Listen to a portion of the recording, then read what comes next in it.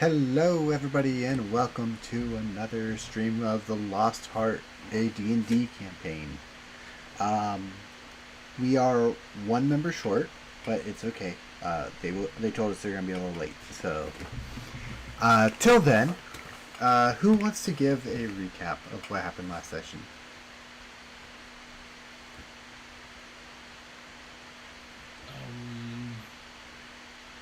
Oh Lord, was anybody ready for that?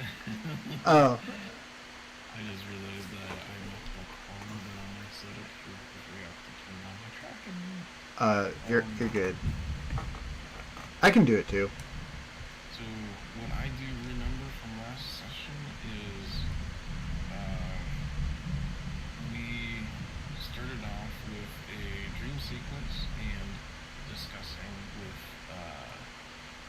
Gudith discussing with her goddess about what's going on and what happened in the session before that, which was when Void took off with the tear from Windnail, after which she encountered a couple of, I don't know if they were fairies exactly, but they were very fey-like sprites. So, And those were called Shimmer Sprites. Shimmer sprites. Mm-hmm. Do they technically count as fey? They are Fey. They are Fey. Okay.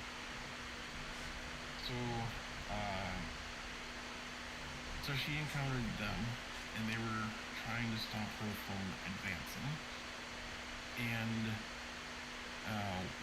she was debating over whether or not to play with them back in terms of magic tomfoolery, and instead thought to ask them if there was something wrong. They were basically warning her not to go ahead, and that's how she ended up discovering a fairy circle with living stone in it. Had a nice little conversation with that. The poor unfortunate Heron Elemental, I assume it was? Yes. It had its core stolen. It was in a very, very weakened state. And Judith was rather upset with that and had gone ahead from the party after that encounter. And eventually everybody caught up to her at Mason Blood's wedding, where we had a lovely discussion with our current Big Bad Ugly. If you want to add anything to that. I remember, what was it? Cassius went to look at some books. You went to go sit on the couch and probably relax for a bit. I remember that. Oh yeah, that's right. She was. I think I said after session that when she sat down, she was going to dig out the book, one of the books she got from the librarian, to look up local animals, wildlife. All right. So we'll start with that. As you're looking through your book, what specifically are you looking for? Well, she does have a particular interest in some of the larger wildlife. I don't know if I actually transferred my notes here. My other notes were probably buried in my phone. But things like Quetzalcoatl, other dinosaur-like monsters, bear. I think we've already encountered a wolf. So Yes, you've already seen wolves. You've seen boars. You would have seen small things like wolves, boars, goblins. I've probably seen ravens and crows and stuff like that too. Yeah. You even saw an eagle when you were in Divinia. An eagle. Or like a regular eagle or a giant eagle? Just a regular one.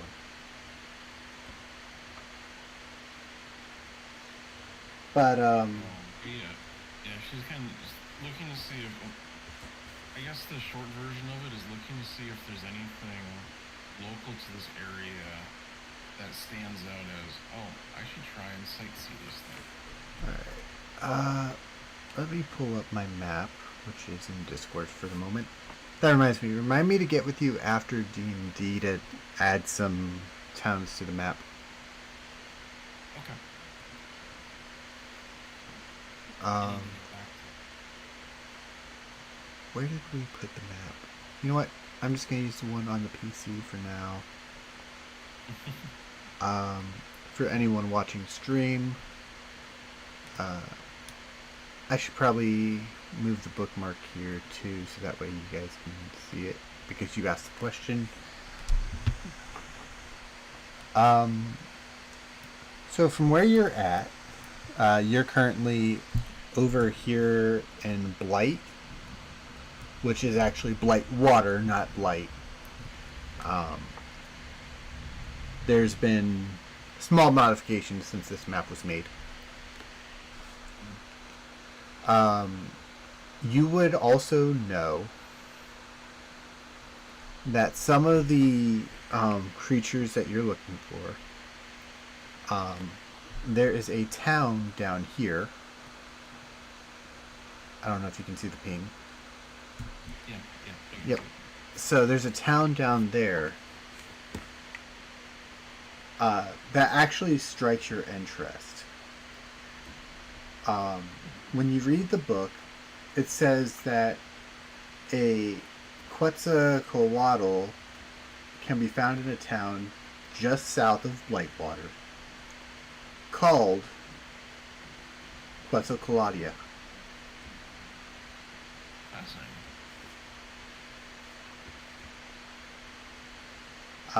It does, however, say that it may or may not be a rumor.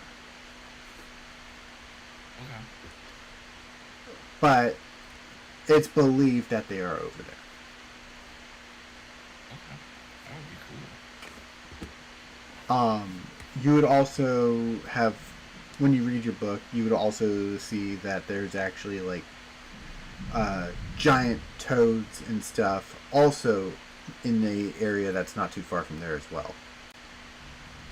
On the map, it would be about the same square, but like if you were to zoom in on the map and make it bigger and everything like that, it would actually have, it would be like not too far away.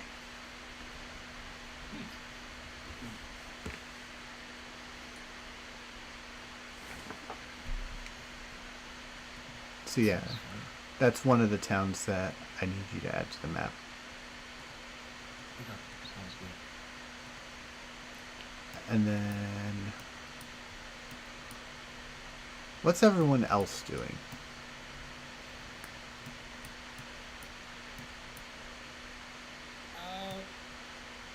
Trying not to have an aneurysm right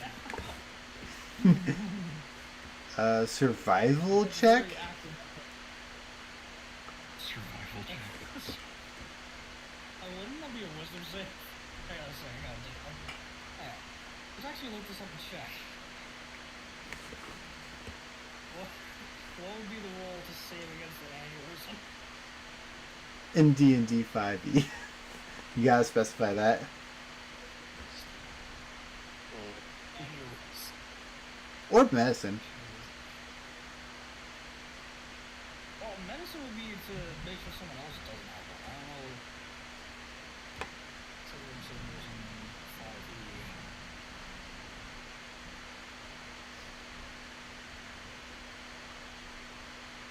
It says Constitution saving throw. Alright, Constitution save. Do it. This is gonna go under. It can quite go very horribly. Actually, did I even English well in that sentence?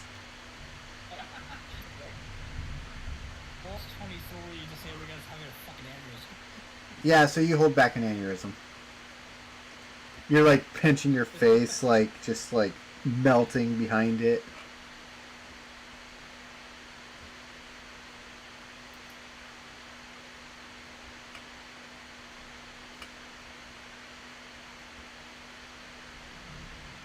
Is it bad I don't even remember what voice I used for Mason?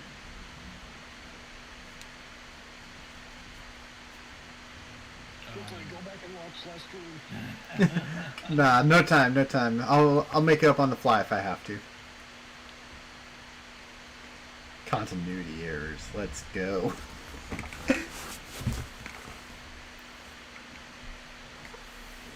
You know, some days I don't understand, or not understand, but I'm surprised when actors and actresses keep their character in their head that well.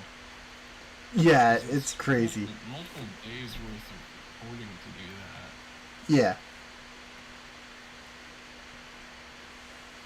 Speaking of that, I did see a thing on from Star Wars where the person doing the voice of Yoda. So apparently everybody started trying to mimic that voice because it was that iconic voice type thing. And the actor was just like, I need you guys to stop. Because it was ruining what was in his head. You just go, So, ooh, Yoda. You see Yoda. Except I can't do the Yoda voice that well. Do or do not. Shut the fuck up, My ship? By the way, I still love the fact that the same person who voices Yoda voices Miss Piggy. Yes, it's hilarious. Right. They're like I believe they're a voice of many faces. probably some people are really gifted for that kind of thing. Yeah. Yeah. I wish I could do some really good voice acting. Fortunately, I'm not great at it. So Mason would probably like be walking around and be like, so tell me, what can I is there anything I can, I don't know, help you all with besides opening that door? Or the secret passage?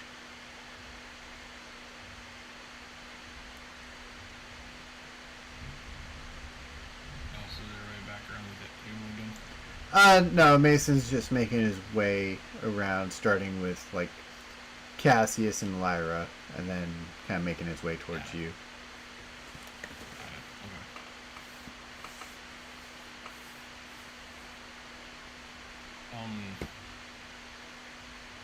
You could release my father from your control. I'd be grateful. But then where would my leverage be?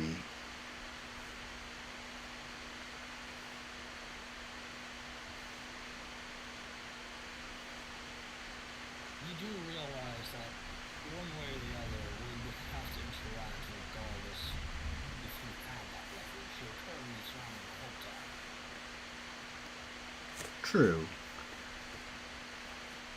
So But you already have plenty of leverage.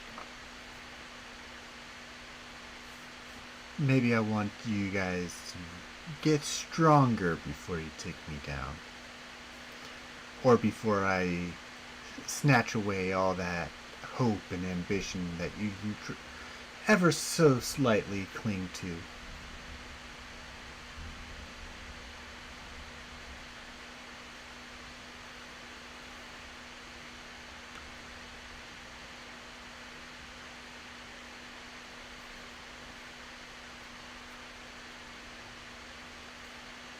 Well,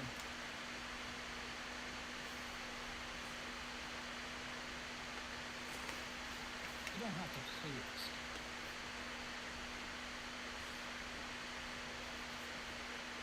Think about this. You are attempting to ascend to godhood. Problem is, you have competition. Competition in which we also wish to take down. Trust me. Taking us off. Go ahead. By taking us off, you're throwing away a potential ally to put you against your competition. Trust me. I know. And I haven't done anything to to go against my word. Simply, you do this for me, and you get your father back. It's a win-win. I scratched a monkey's back. The monkey plans to scratch mine, right?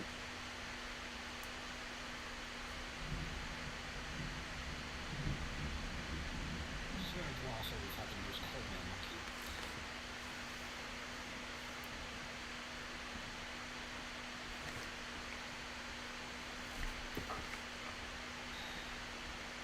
It is soon that I have no other choice.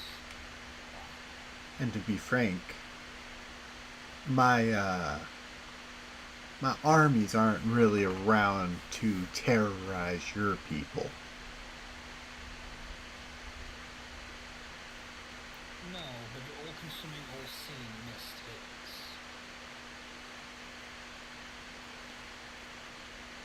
That's just so my armies can survive in the sun. They're not that strong. Even a pawn needs a little push, if you know what I mean.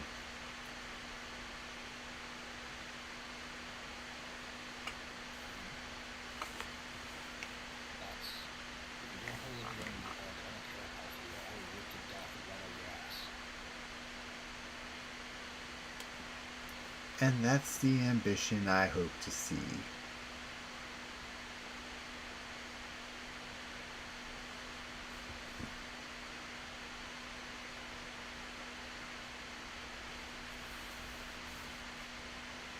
With that, Elias just now tired of making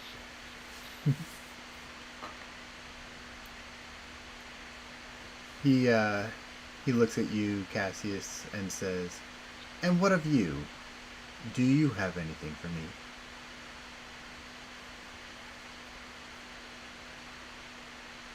Nothing more than she does. Very well. He begins to leave the dining area, making his way downstairs, and he comes up to you, Judith, and says, "And what about you? Do you have anything to ask or seek from me?" I remember you said you had Elira's father. Is he still himself? I haven't done anything malicious to him, if that's what you mean. Okay. Curious, because I know how the mind can be. I don't know. It's rather like putty or clay in the right hands. He says, "You're more astute than you look. The mind is fragile and muddy like water. Or not muddy, runny like water. It drips and it falls, and until one ripple clears, you'll never truly understand what's lying there." Indeed. I see you practice the meddling of the minds. It is a unique film sometimes. He would say when you say that, "Speaking of meddling of the minds, I can tell that you have something else in yours." I do, huh?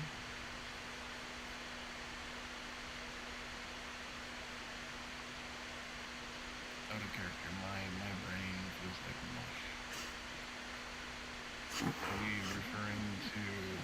Yeah, he's referring to Marilla. Okay. Yeah, you're suffering from the same thing I've been suffering from for like the past couple years. This absolute brain mush. Brain mush? I like to call it brain porridge. Now you know why my potentially my time with Elira has been off. It's Yeah, I get it. questions.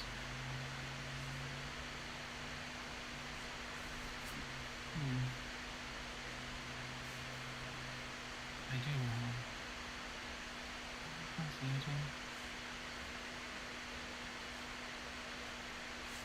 Wonder what that could be.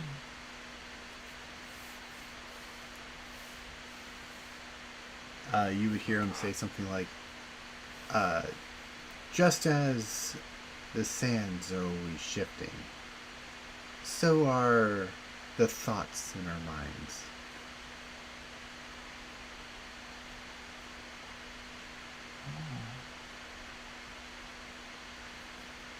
She would get kind of still and thoughtful at that. Going to pull on my microphone there.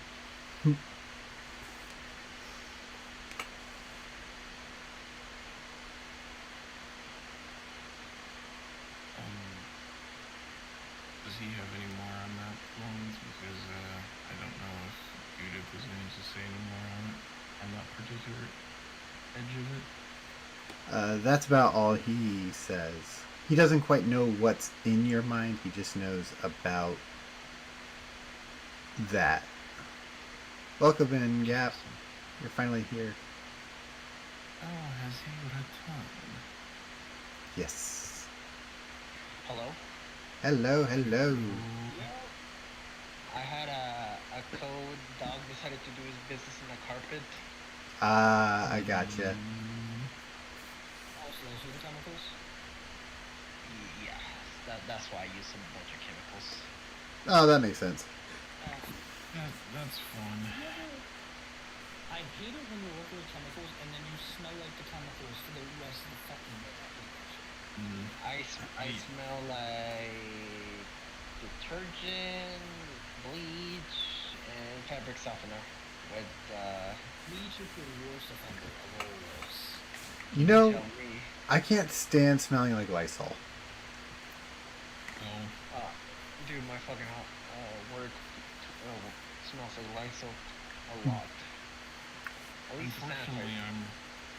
unfortunately, I'm around that often when we go out boating because it's part of the mix that keeps some of the gnats and stuff away. Yeah. Okay, so what did I miss so far? Not much. Everyone's been talking to Mason Blood while waiting for you. A lot of it's been personal questions and more of a personal or interpersonal character questions with him. I need to ask him why does he have a hentai collection? It's not hentai, it's Yeah. smut. I don't know what smut is. It's like having a mutt, except he's thirsty. Yeah, it's what you call a thirsty dog. So he has a thirst collection. That's still kind of like a hentai collection. It's soft hentai. Not quite. It's soft hentai, but it's oh, go ahead. I was gonna say that, fuck, now I lost my thought. Never mind, keep going. I was gonna say like it's soft hentai, but the way he is reading out, it sounds like it's hardcore stuff. No, it's not really. I know, but like Yeah. tiny books and then like vampire handwriting and stuff like that. It probably has phrases in it like making a cake and stuff like that. It'd probably be like, or refining a sword in a furnace. For anyone who doesn't know, the polishing the spear thing is a callback to the Rusty Guardian Maze. Oh damn. And he cheated, cheated his sword multiple times inside of it. He drew it. Okay, so let's get back into the story. We're not gonna spend too much time on that. Yep. We need Got to it. If we ever, beam it back. yeah. Yeah, we can talk more about that after sesh. Oh damn! I'm not talking outside of stage. But Yeah. oh, go ahead. Judith would have one more question. Okay. Um, aside from what's in my head, as you so delicately put it, we encountered something in a decrepit town on the way here. Was that thing on the nightmare one of yours? He Seemed interested in something. he gives you like a little smirk and says, "To be honest, no." He says that would be one of Hexel's creations.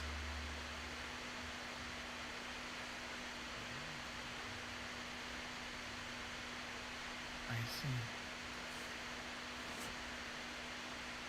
I'm rather curious. Enemies go boom, sir. Hey, thanks for the follow, Technical. I hope you enjoy the session tonight, the game. I gotta give it a second. This is really loud in my ears. I need to change that, to be honest. The sound.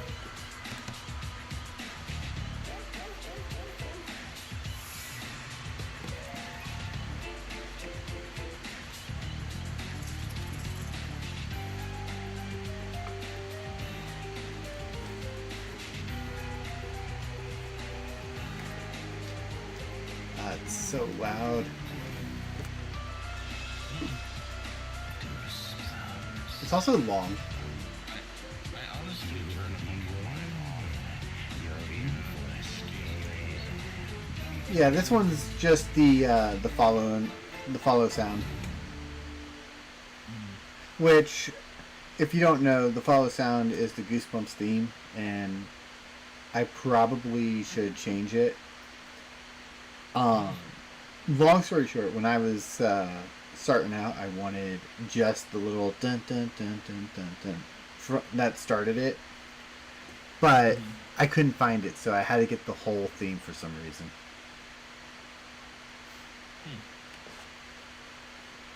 But welcome in. I hope you're comfortable in watching us tonight. We are currently playing D&D: The Lost Heart. It is a homebrew campaign that I am writing currently, and also playtesting with my my lovely crew over here. I like horses.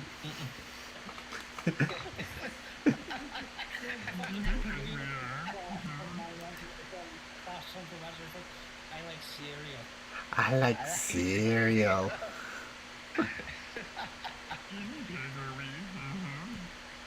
Everybody was so quiet and you guys were your lovely crew and I'm like, okay, I like horses.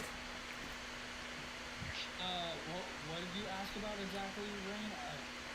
I somewhat zoned out a little bit. I was asking about the I forget what the thing Oh, looked the like. Revenant and the I Nightmare. remember the Nightmare Steed and its rider. Yeah, so he asked about the Revenant and the Nightmare. Okay. And and Mason said that he had nothing to do with that. That was Hexel's doing. Gotcha. And then you would actually hear him say, she said she wanted to combine a spirit with a fiend. A demon of sorts. Does that... Spirit of a fiend. Mm-hmm.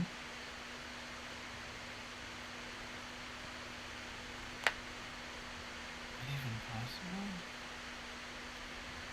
Aren't they from two different planes of existence? He says, you've seen her magic firsthand, haven't you? You've experienced it. Her mind goes back to the bridge. and she looks at her hand.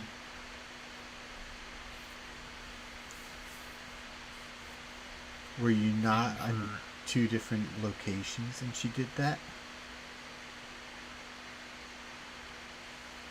Oh, that's right. No, wait. Hexel was. Hold on. Let me pull on that. Because you touched her stone, you didn't touch Hexel. This was the one No, where it wasn't. it looked like snakes. Yes. Starts to look like snake. Actually, Storm during the downtime, she went back to the bridge just to fuck with the stones to see what they did.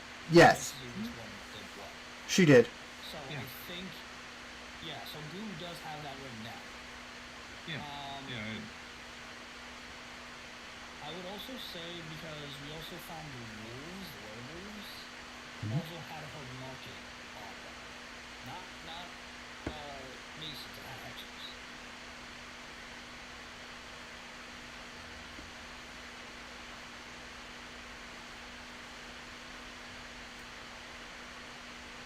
The weirdest part, though. Wait, did the werewolves revert after we killed them? Yes. Okay. So, but she does have the ability to. What we can infer from that is that she also has the ability to discern lycanthropy. Yes. Okay, that makes sense for transmutation usage.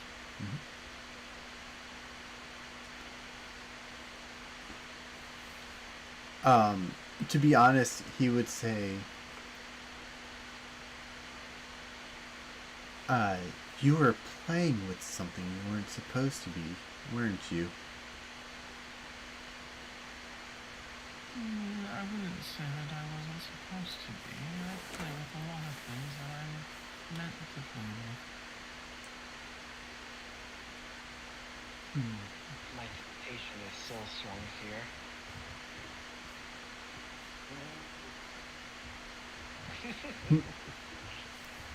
So he says, perhaps your hands turning to snakes was intentional.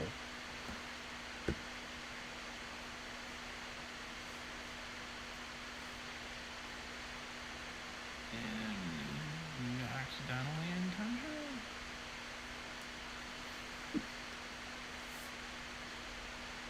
You intrigue me, gooey one. One does not tend to learn until one burns one's hand.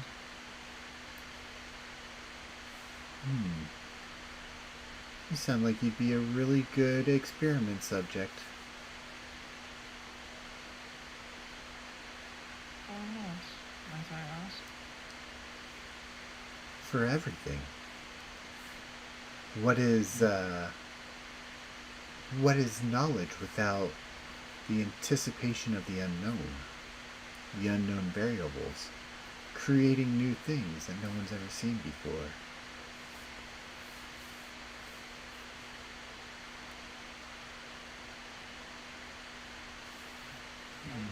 Now, we're all together here, right? We're all recording this.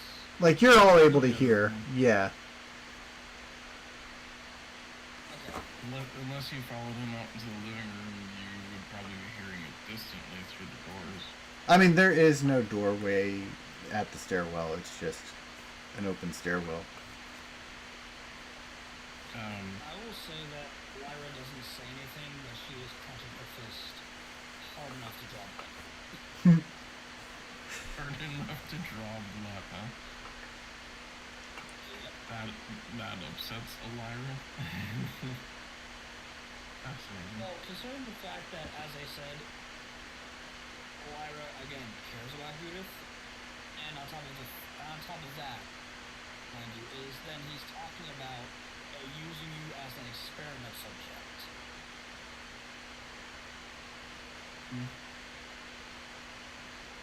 Funnily enough, that's probably not the worst thought that has ever popped into Judith's head.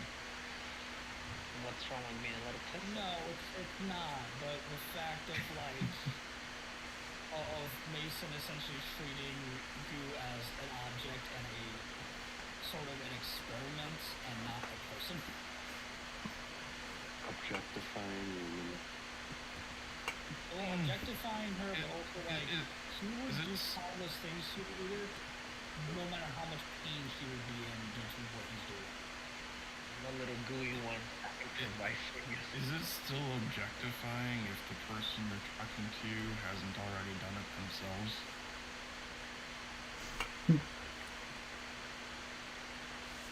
Are you asking me or Ronan? Ronan.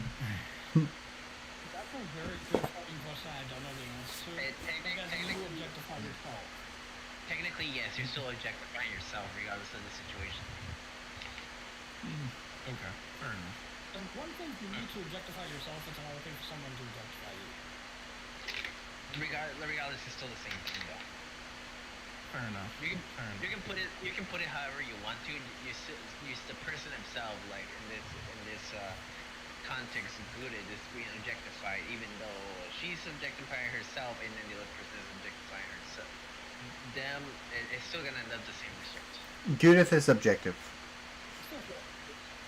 I still feel like there's definitely a difference between you objectifying yourself and then another, like someone else who doesn't need Yeah. to be objectified.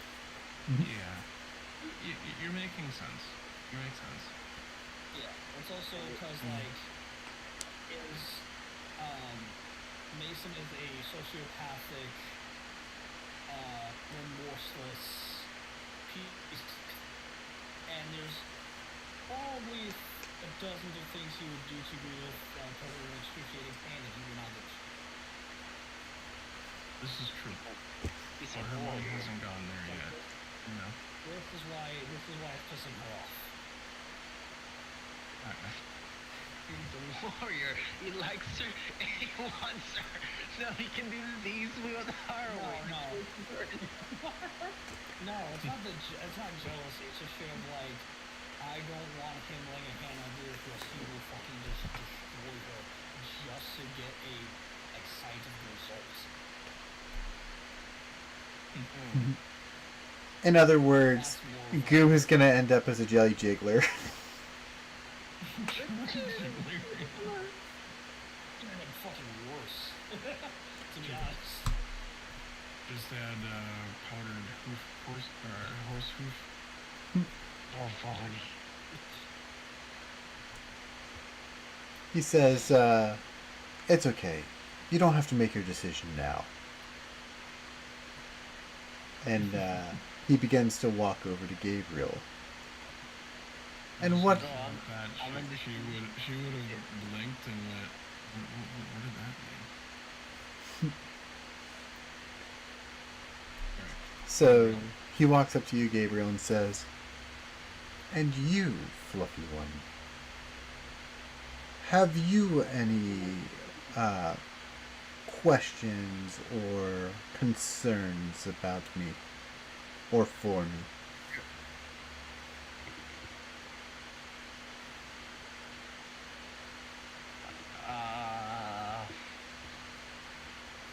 You have a lot of suggested material. That's what I gotta say. I mean, it's just fine reading. I am sure whatever you want to call it.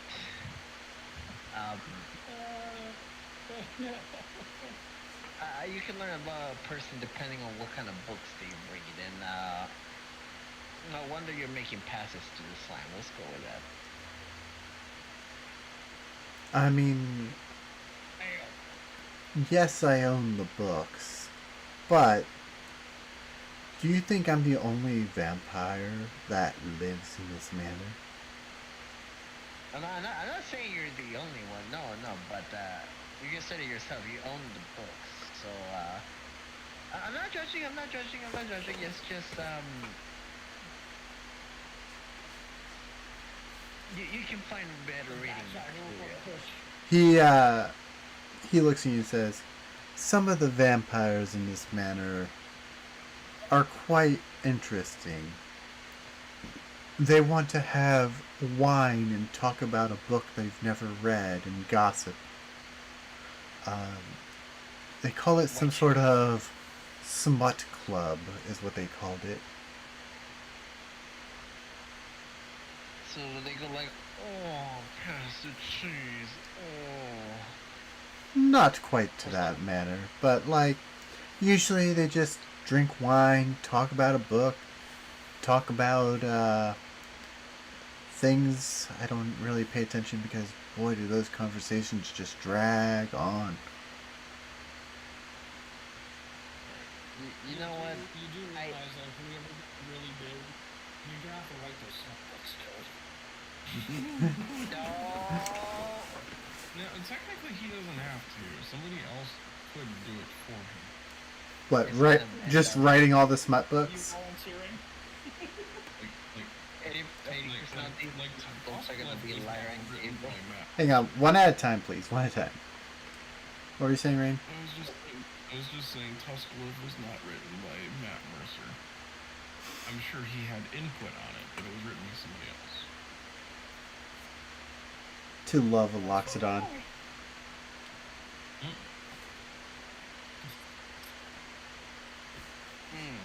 Or someone makes a fucking fanfic on Blue and Lyra. Or no, Cass and Gabriel. Someone makes a fanfic about that. 50 Shades of Cat. Yes. Oh dear. The Hound and the Dwarf. No, Hound the dwarf. Once a month with a vampire. If it The were, dwarf has what would that be? Would it be Fangs and Slime? No, fags and slime. Back to what Gabriel was talking about with Mason. My bad. Sorry. no, you're good. So, basically, he just says there's a group of people that just like to talk smack about books and people and Yeah. Just yeah, gossip. And yeah, just like I said, like a bunch of soccer moms or white chicks, basically. essentially. But there's like it's not just excluded to them or exclusive to them. Yeah. Okay. Elias, do you have anything more interesting to read? Well, I do have this one book that I just finished, and he pulls out from his coat a book that says "Hellhounds Abound." Oh, Why do I feel like that's not what Gabriel might think it is? I don't think so. Me neither. He says it's not a smut book. He says this one's actually a. He says more of quite a thrilling book about a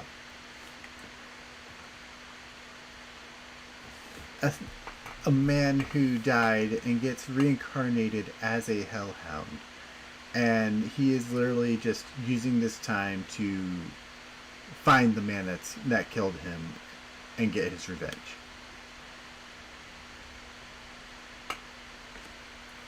You know what? I'll bite. Don't mind me. I'm just gonna sit here and read this. By the way, what's your intelligence modifier, or your intelligence? Is it a minus, or is it? No. The only thing minus is the wisdom. My intelligence is actually a +3. Okay, so Your save 3. Your intelligence is a +0. okay, so it's a +0. All right, so I'm going to need you to give me a. Let's see, what check is it? I remember this because we've gone over the intelligence modifiers that we've missed out.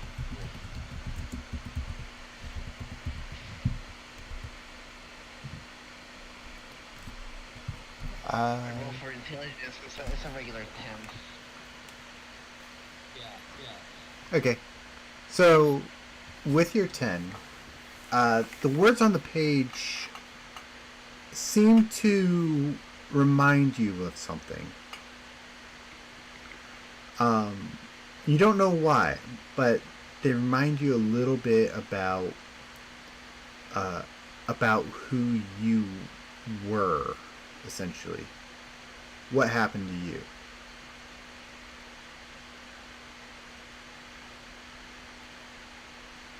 So who wrote this book again? So it's just a little noisy. The book is written by a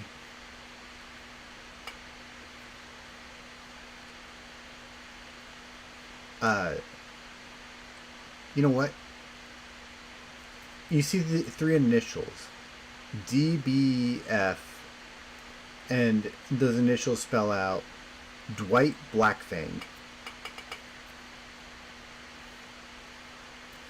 I don't know why I thought about The Office immediately. We don't question that. Fucking hit the I love that. I love that. Fucking Mason, I am a god. There are some things you and I don't question. Oh my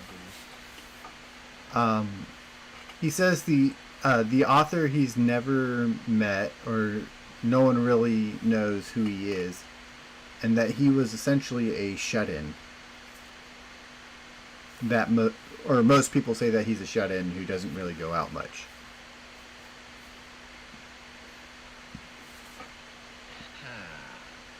I'm gonna go pay my visit. Is there like an address in this book? There is not.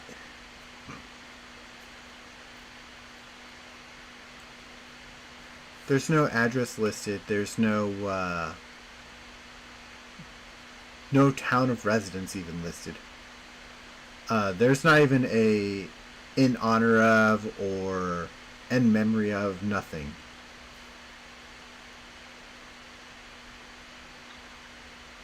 Something fishy is up with this book. Anyways, thank you. I'm just gonna sit down and read the whole thing now. Thank you. He says, so are you not planning on going to the chapel? I don't know what's going on. I just came back from No, we all, this hobby. Chapel, yeah. Remember the one with the blood fountain thing? Mhm. That was All right. blood? That thing, yes. I'll read this book on the way. Thank you. By the way, have you all been able to long rest or no? Technically, we long rested before we ended our session, no? You're right. It was the long rest at the end of the last session. Sorry, 2 weeks will do that to me. Oh, good. But that was almost 3 weeks at this point. It is 3 weeks. Damn. We don't question DM who's bad with math. I question everything in the real world. I even question myself and my own actions at times. So, if you all are going to the chapel, I gotta grab everyone now. Yay! I just realized I was muted for the last like 10 minutes. Don't worry, that happens to me a lot. Why were you mute? I'm just kidding. I was shifting a lot in my chair, and the chair is noisy. No, you're good. Alright, so...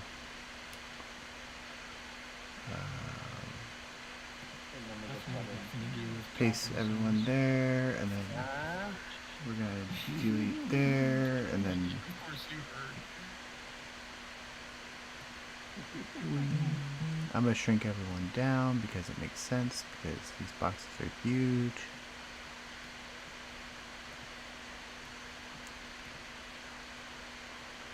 Alright, so you make it here to the chapel. It doesn't take long. It is not loading for us. Oh, you know what it is? There you go. Do not question DM. DM has your back always.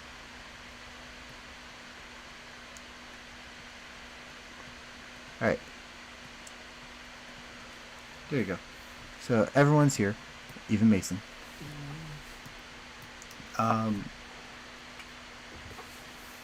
And Elira, you make it to, or when you step up to this chapel for the second time, it's almost like your senses are going crazy.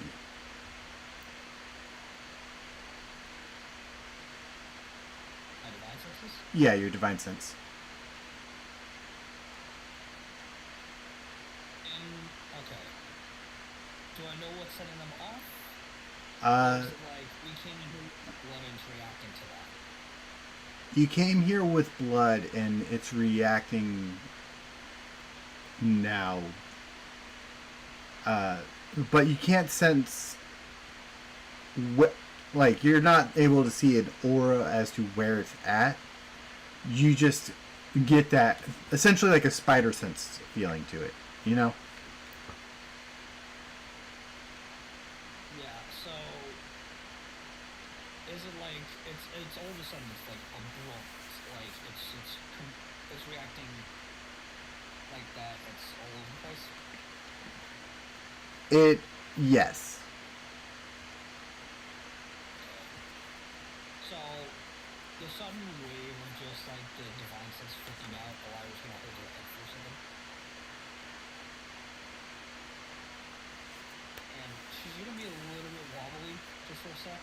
Just Mhm. oh, that's good. Leave me alone. Akira. What? I don't get that reference.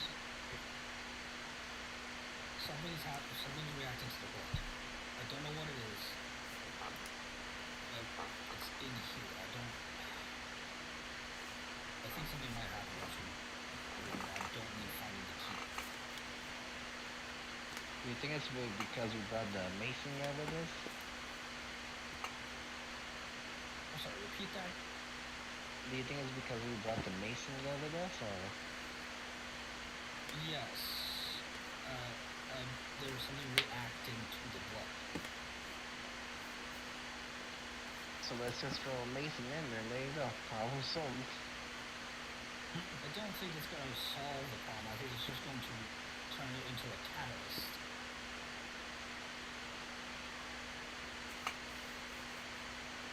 Any other ideas then? I don't know. Just be ready. Throw it in. There it is. Mason begins making his way up to the little fount.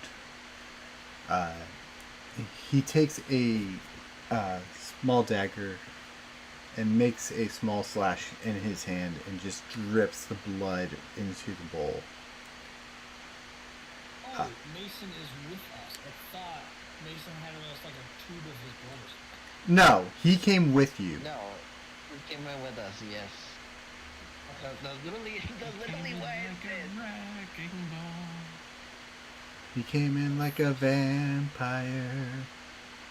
He came in. He came when I kicked him in the But- balls. I mean, sorry. But he begins to drip a little bit of his blood. He begins to drip a little bit of his blood into the little hand basin. The water turns red. Sigils around the altar glow bright crimson. And can I arcane check the sigils? You can.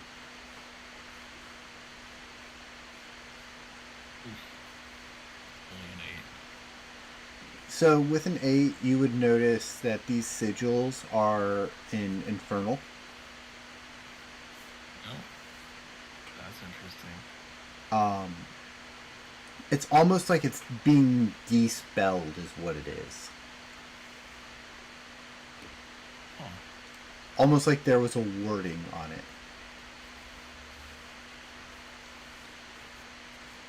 That's interesting. You begin to hear him speak in infernal, something around the lines of, "The time of blood has come.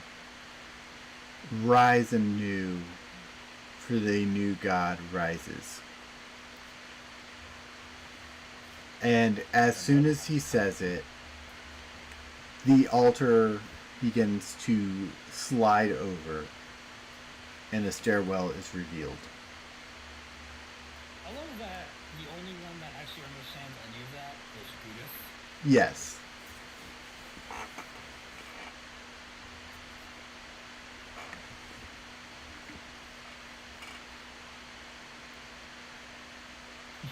I've got nothing to say if you're waiting for me to say it. All right. No, I'm not. I've known you long enough to know you're not gonna say shit. So what are you all doing?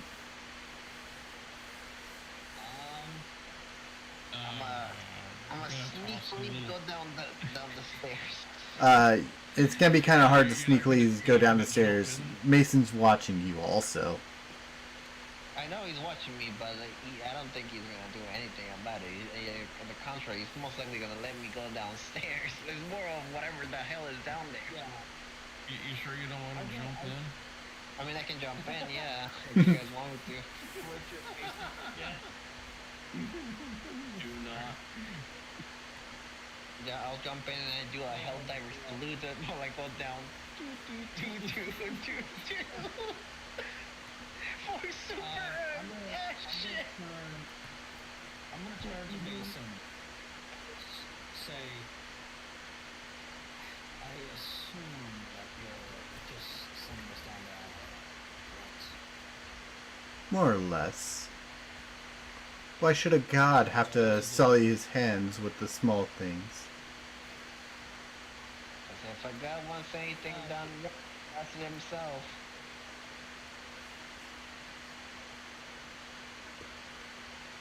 Why exactly did this require your blood in the first place? You'll understand when you're down there.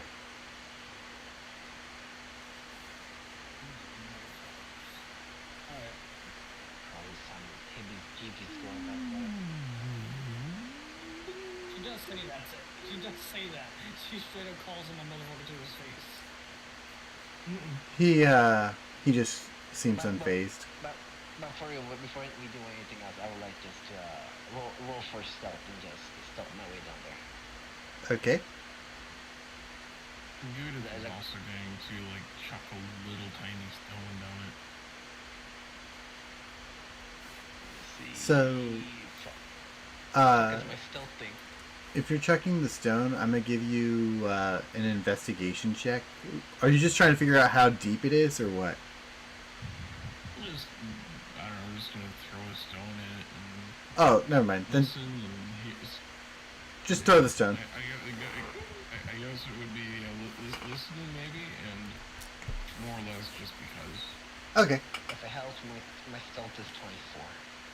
Alright, so yeah, you're stealth.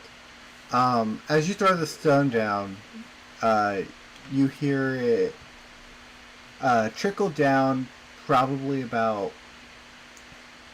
a minute of it just rolling or bouncing down there. Yeah.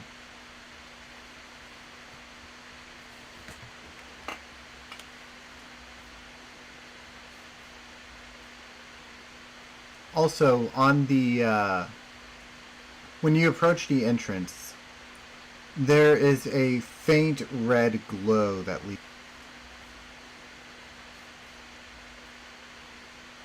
Also, on the when you approach, faint down.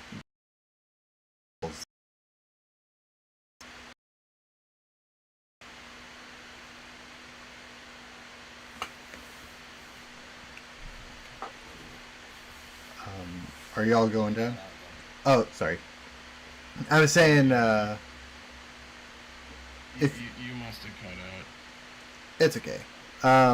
So as you guys make your way towards the entrance, there is a faint red glow on the walls, which is very um, very similar to blood, but it's glowing as opposed to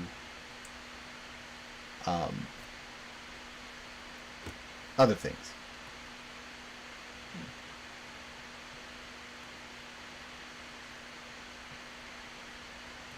How long is gonna have a show up ready as we approach it?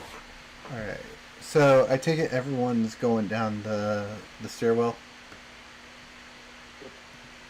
All right. I'm going first. Yay! It's totally not gonna backfire and shoot me in the face or some shit like that. Yay! We're all Super Saiyans. Yay! I'm a super Saiyan. Before I go down, I would like to roll stealth myself. Go for it. This is not the right one. Whoops. Sorry, wrong one. This one.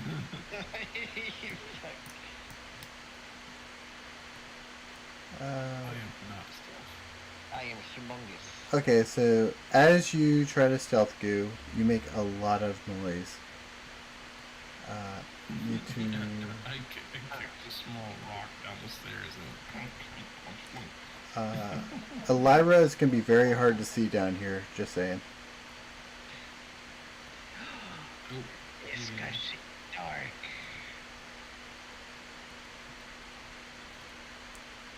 Let me just. There we go. Roll psychic damage for that. Nah, there's no psychic damage needed for that.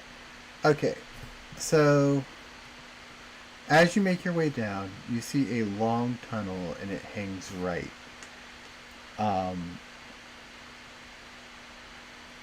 However, you also see what looks like a doorway, and the doorway holds a sign that is red and infernal.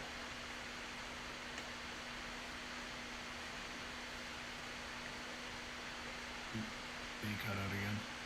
Oh, I said long tunnel going right, that goes straight into the right. And then there's also, like, as you come down, you see a doorway on your left. And that doorway is sealed with a door, and there is a sign on the door, an infernal. The sign's in infernal. Yes. Okay. When Judith was able to get by the door, she would read it, not out loud though. Alright. Go ahead and move your character by the door. And as you begin to read it, I need you to make a wisdom save. Yeah, 20. All right. Oh no, we didn't need it. So, as you begin to stare at it, you, in your mind, begin to see, like, warping, if that makes sense. But you easily just shrug it off. And the sign says, yeah, I'm gonna put it in here. Inside the Roll20 chat, not Discord or anything like that.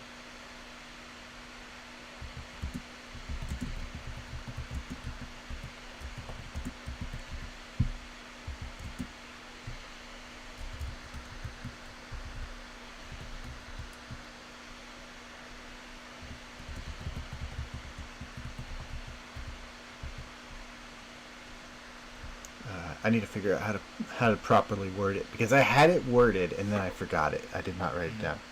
Oh, yeah, I know that. I do that a lot, and it's like, I should have wrote that down, because when I was thinking about that in the car ride over to my brother's house, it sounded so cool, and all of a sudden it's like, I remember 3 words.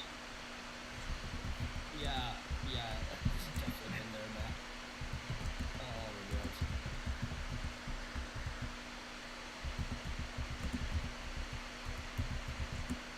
When God is able to get by the door, sounds like my last landlord's eviction.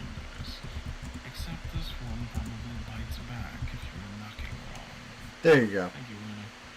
There you go. Basically, the door reads, if you, or do you want to read it? It doesn't matter to me. I was just gonna just make sure it was said for the podcast. Alright. So, what it says is there are 3 of 7. They don't get to heaven. Find their peace, and the seal release.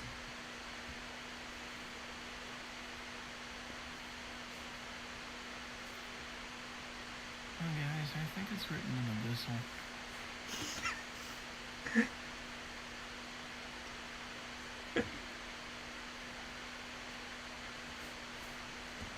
What else here? So it's a puzzle. What does it say? There are 3 of 7. They don't get to heaven. Find their peace. And the seal release.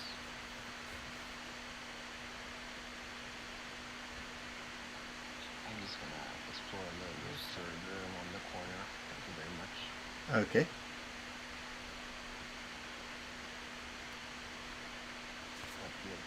Let's let everybody else do their thing. Yeah. So, what's everyone who's still by the door doing?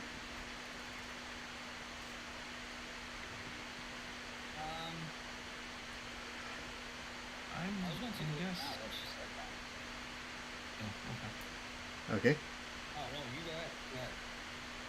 I am wondering if the puzzle is something ahead. Maybe. I'm not worried about that. Of course, I've said that without even investigating the area to see if there's any anything in the Yeah, I walls was or gonna whatever do the like outside that. investigation.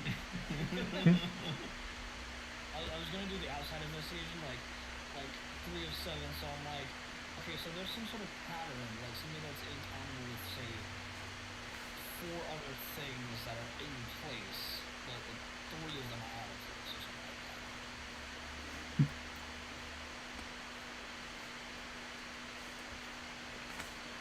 I am very out of place here. Actually, I think you're in the right place here. The only thing out of place is your brain, Gabriel. That's not at this point. I get That's partly my fault. I do apologize for that. And the brain damage. And the brain damage. And the brain damage. I'm just kidding. I used to be Oh, great. brain damage is his fault. Just make people go face first over Gabriel, as you stealth to the corner, you see that the hallway goes straight and into a room. Can I see what's into the room? If you move closer to the room, you can. What about from here? So as you make your way there, you can see what looks like 2 statues in this room. The 2 that you see, one is a man and one is a woman.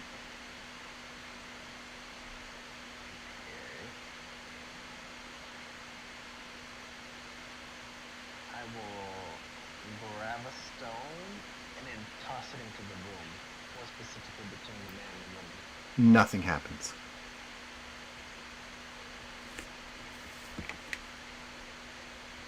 Seems safe enough.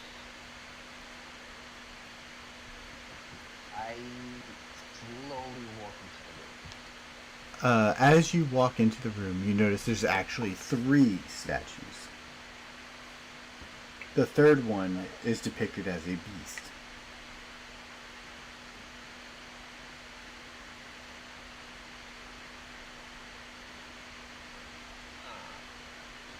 I will inspect the beast statue a little bit closer. Okay. Upon inspection of the beast statue, you would notice that the beast seems to be carrying a book and a dagger. He's a priest. Oh, son of a bitch.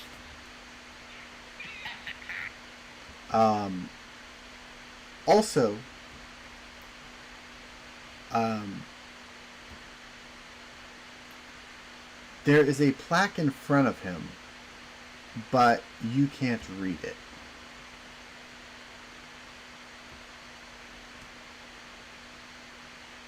Really? You really can't read it. Are they the books and the dagger like actually a book and a dagger, or they're just stone? They're stone. Just stone. I would like to also inspect the man I'm looking to. All right. Upon inspection, oh, go ahead. No, you go ahead. You finish the scene. Okay.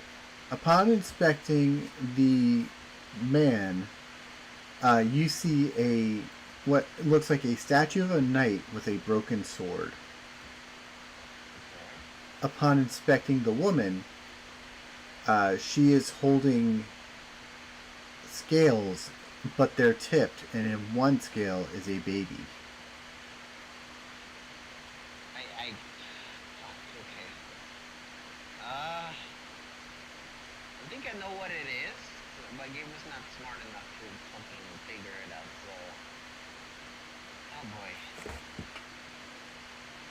And there's also plaques in front of each of these as well, but they're all in languages that you don't understand. Yeah.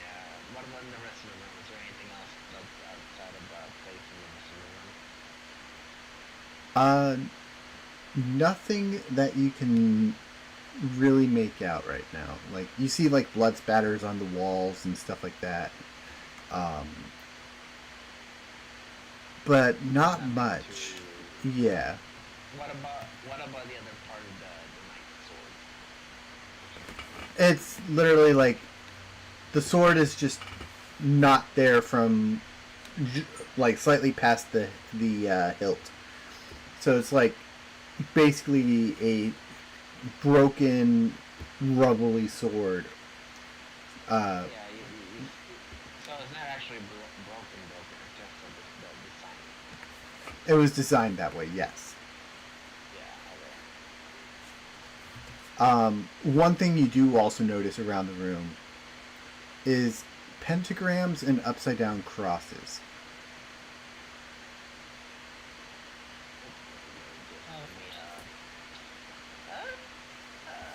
Any specific religion going on here? None that you actually know. Let me just start flipping these crosses to the other way. As you try to flip them, give me an athletics check.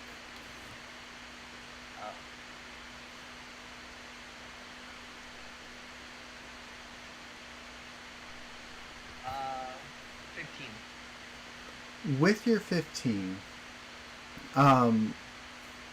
you feel what, or you sense like what some fighting with the crosses. Like you try to flip them right side up, and they just start feeling like something on the back side is trying to rotate them. But you would also know that these walls are really thick, and so you wouldn't know that, or you would know that there would be no signs of anything back there. I will grab my book of Windria from my bag and smack one of the crosses with them in the name of Windria. Give me a wisdom save. Oh fuck. How unbelievable is. That sounds like... Okay, so with a wisdom save, the cross begins to glow crimson. Oh shit. And you, thankfully, you were able to evade this. You barely evaded, but you evaded. But as it makes, as it glows crimson, You see what looks like a lance shoot out of it.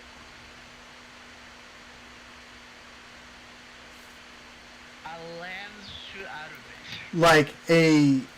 Like a glowing crimson lance. From all of this, the crosses, or just The one that you were fucking with. Okay. I just love this idea that Judith and Alira out the door, Gabriel sneaks behind them, past them, and then all of a sudden, there's clang! Someone's got a sign. You all would hear a loud, it's not even like a clang, it's more like a blasting sound. Like,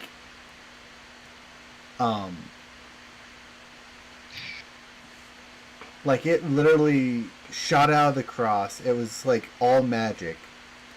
And then it just goes boom against the wall before disappearing. Well, he's dead. Alira's capable investigate. She's not moving very fast. She's like, oh, he's dead. Good luck.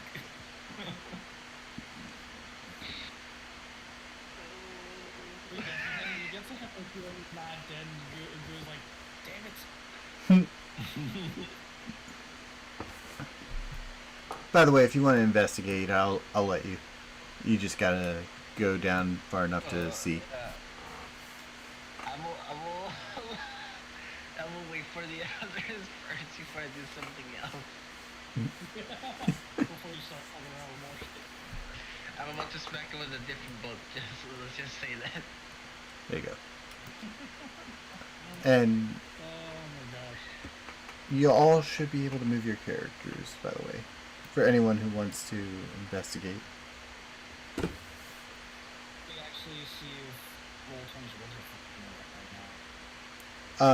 Is it pooping out?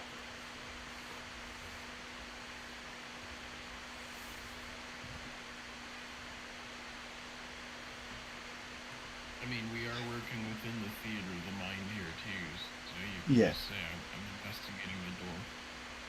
Okay, so you're investigating the door, and actually, roll an investigation check for me if you're investigating the door. It was your last code. Yo, is this fucking music playing code? Oh no, Fuck. I did not have music playing. I am so sorry. And about every third word Ryan just said was cut out. Yeah, It it's sounds saying. like somebody like were moving a YouTube because video I and fucking- progressing somewhere randomly. That's because I had to switch over to roll 24 for a sec. This is the music for here. Somebody Tony paused just Roller censored you video. again, I think. Oh, it. Discord just fucking shits itself. Oh my gosh! And on top of that, Twitch dumped me like my ex-girlfriend on a Sunday morning. A little too recent. No. I said on a Sunday morning, not on Sunday morning. Not recent at all.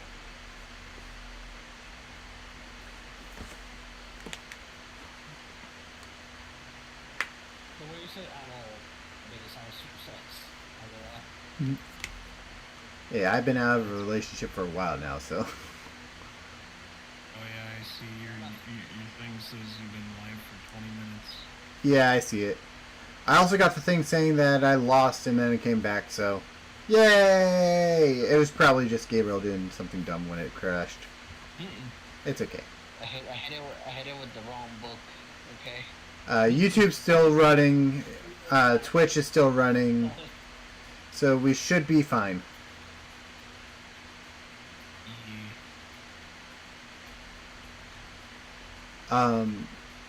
But as you and actually, Goo, if you're inspecting the door, roll me an investigation.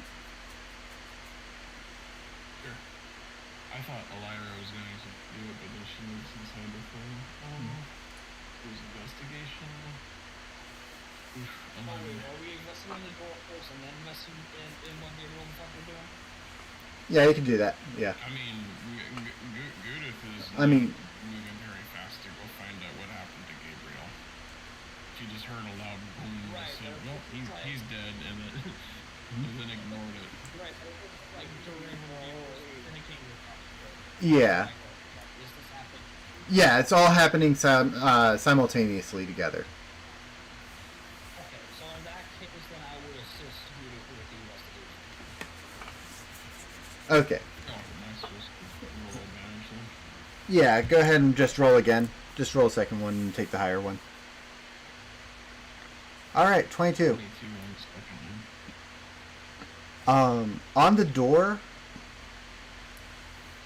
you see what looks like a floor of skulls, flames, and a demon standing above them.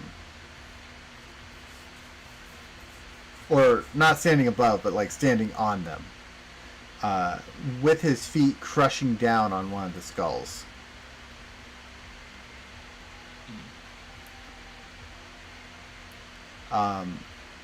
It seems ominous.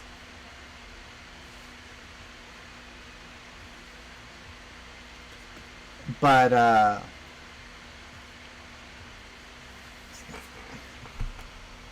need to check something real fast.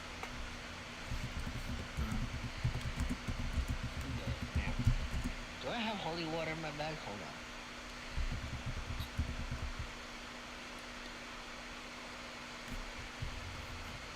No, I do not. Alright, make a intelligence saving throw, Goo. Okay. That's kind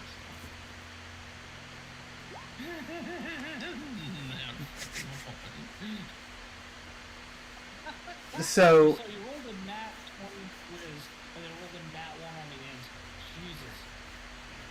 so a red mist begins to surround you, Goo. And as you inhale this mist, you believe that you are seeing a vision. You're standing on top of a mountain, the sky completely red. Dark lightning is bursting down at the ground, almost a purplish color of lightning. And the world seems to be stripped of color. You see a group of adventurers bound in chains and just dead on the ground. Demons feasting upon them.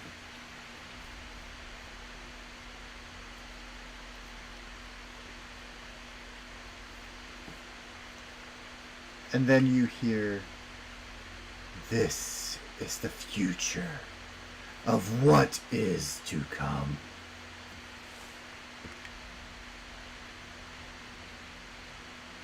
Do I recognize the voice at all? Give me a history check.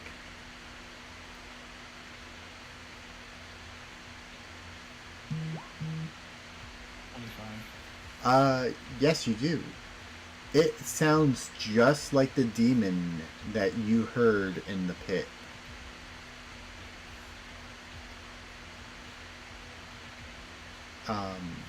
The one that was speaking primordial to you.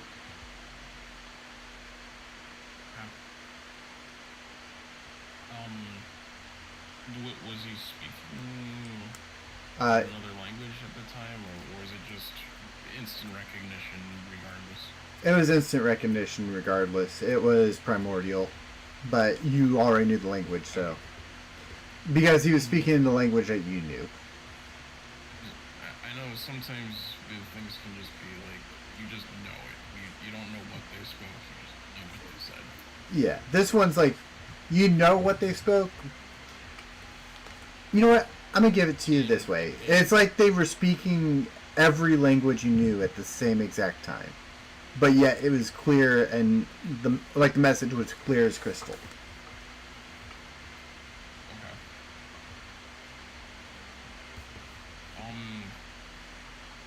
Is this just a vision then, or is this affecting Gouda? It's just a vision. I guess then anybody looking would just see her just frozen. Yeah. Immovable. You see the red mist on her, right? Only she saw the red mist. Okay.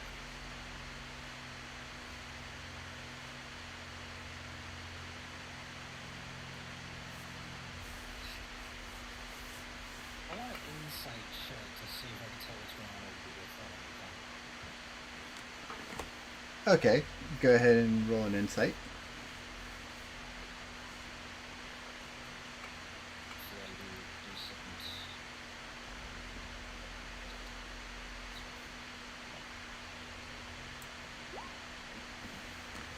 By the way, Ronan, you're breaking in and out.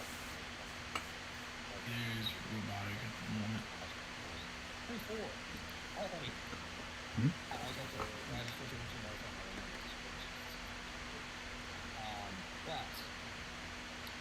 Natural 20. Alright, so with an insight, you think that she sprung one of the traps in the door.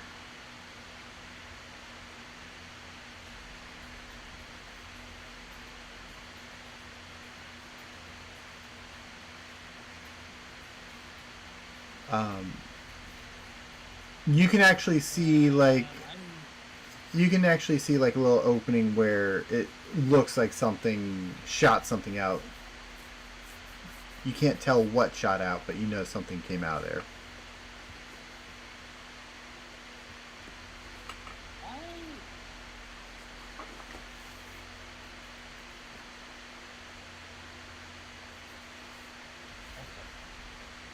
Can I ascertain if any of my abilities will help with this situation?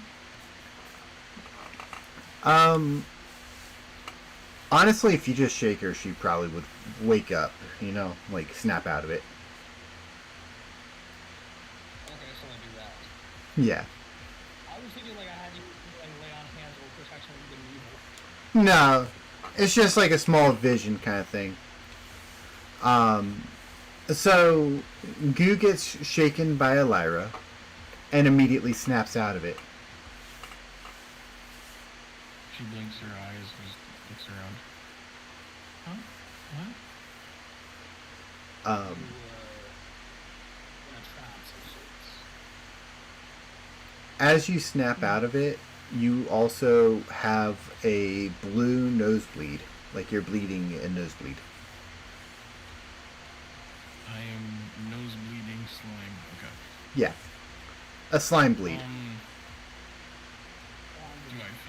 Do I feel that? You don't feel it, but Elira would notice it, and I feel like she'd probably tell you. You've got some real cool. Huh? Oh, alright. I must have caught a cold. She tries to dab away at it. You would notice that this isn't like slime snot, but like slime blood. I would know, but Yeah. Lyra No, that's what I'm saying. I'm saying you would know. Judith, how that works. But she doesn't understand, because technically speaking, like, you don't actually have like sinuses and things like that to bleed from. So it's like, how physically does that work? I would say that, First of all, this is probably deception, but yeah. She is too much into character. how does this work? Allergens get into me, and then I try to get rid of them. Roll a deception check for this one. What the fuck? 25. That's a nat my God. 20. Do you want to try to insight check that?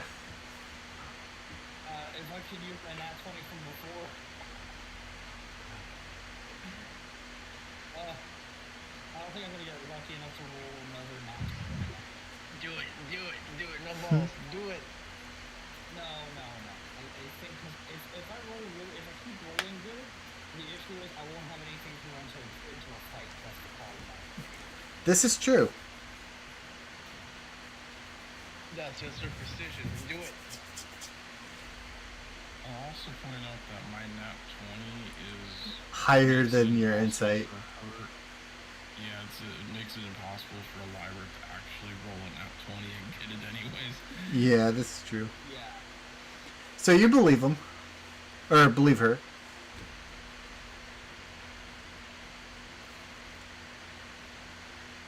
Can't believe I freaking rolled a nat 20 on the deception. New thing. What could necessarily make you believe it?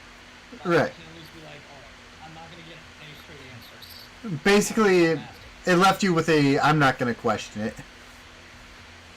Yeah, pretty much. It's not worth fighting over. Yeah, pretty much. You know how, like, not lied about its skin condition? Rolled a nat 1, but because she rolled a nat 1, it still worked. Because whatever else she was hiding was far more terrifying for the person to ask about, so they just didn't. But, yeah. Basically, the door, as you look back at it, it just looks like a clean slate of, like, marble, and just has the plaque on it. The vision of the demon on there, or the image of the demon on the skulls, is no longer there.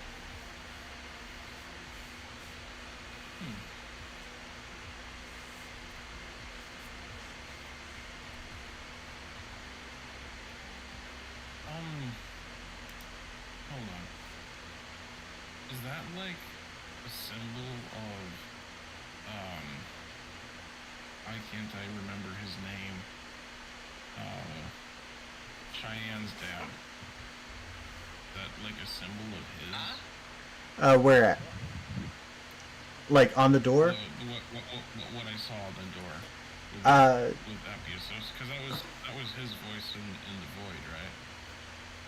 You don't know if that was his voice in the void. Oh, okay. Never mind then. I was confusing memories. No, it's all good. Biological dad, right? Yeah, I was referring to biological dad. I'm gonna just say like, I don't have no symbols. The hell?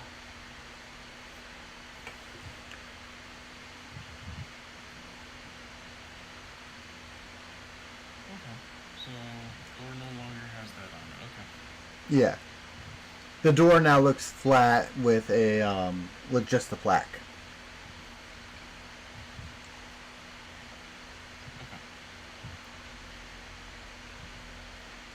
And would you say that it's about this time after we're done with that's when you hear Yeah. the noise? Yeah, so you're hearing the blast right about now. Okay. Remember the power of the spirito santi.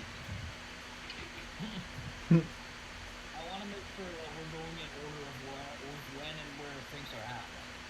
Yeah. So they get to the fun. I'm fighting over here, wall demons. So when you go over to check on Gabriel, you notice the 3 statues, and you also notice like pentagrams and upside down crosses on the walls.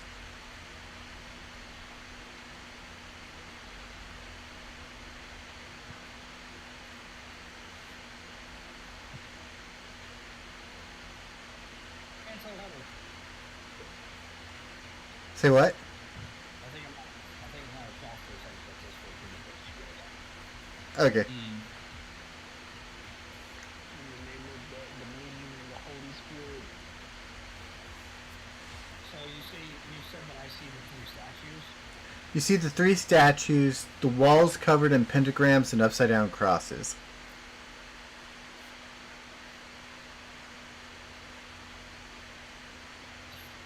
Lala kind of looks at the room and is just like, what about a bunch of high schoolers doing? What's a high school? What's he talking about? bring that shit up too, because apparently that's not even a law argument right now. We call this Ogre Mom. Ogre mom. You're welcome.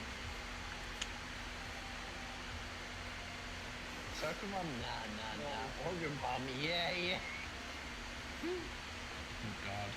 Listen, baby, Meme. that's it. Well, not dead. What happened? I am fighting demons in the walls.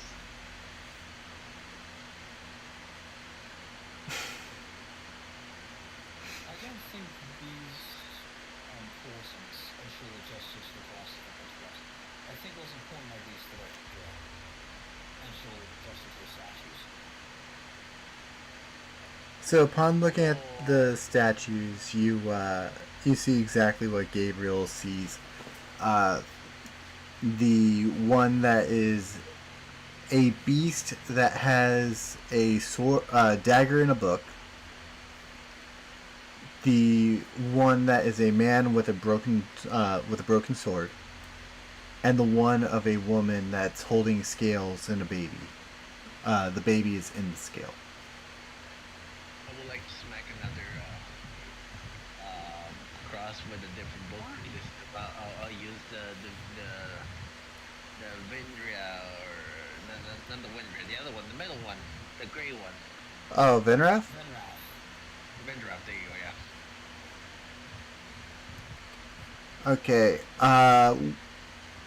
as you slap this one, I need both you and Elira to make wisdom saving throws. Oh, fuck.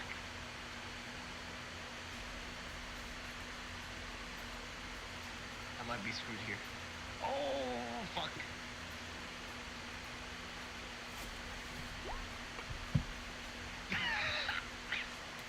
What'd you get? We'll have a +3 stuff actually. It's a what? I got a 10. You will have +3 stuff in 10 even. Alright. And I get a, I think it's 23. Oh, demon. Alright, so Gabriel, you failed your save. As Screwed am I. as- Make me duck. a lance comes flying at you, and you're gonna take a total of 12 psychic damage. As a That's not bad at all. What the fuck? It's still damage that you didn't need to take. It's for science. Because we still have the temporary hit points. No, we don't. no, those disappear. No, he still has temporary hit points from Aspiring Leader. Oh yeah, that's right. That's right. Doesn't long rest get rid of that? No, it's not. It's not like Heroes Feast. Basically, you get them 10 hit points until they're gone. Until you get hit, they're still there. So technically, I don't really lose anything here. No, you lose 2 HP. Yeah. But again, technically, I don't really lose anything here. So, Alara will just look over to Gabriel after having avoided her thing and him clearly getting hit by his. Stop pitching shit. Wait, one more. No, do not. Because none of those are going to work.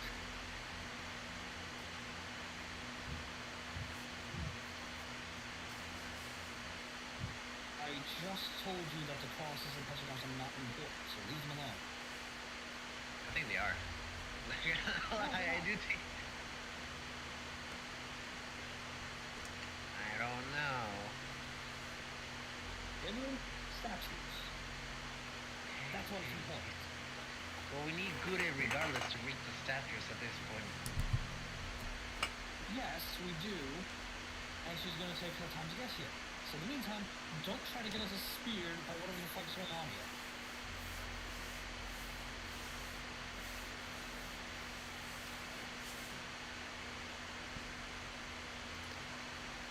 Okay.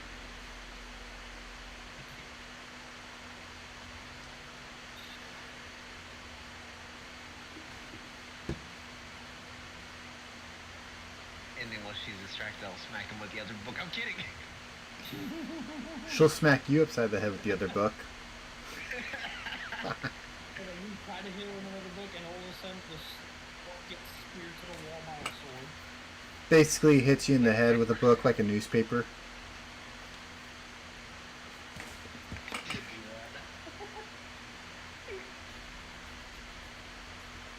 And rolls the book. Back here.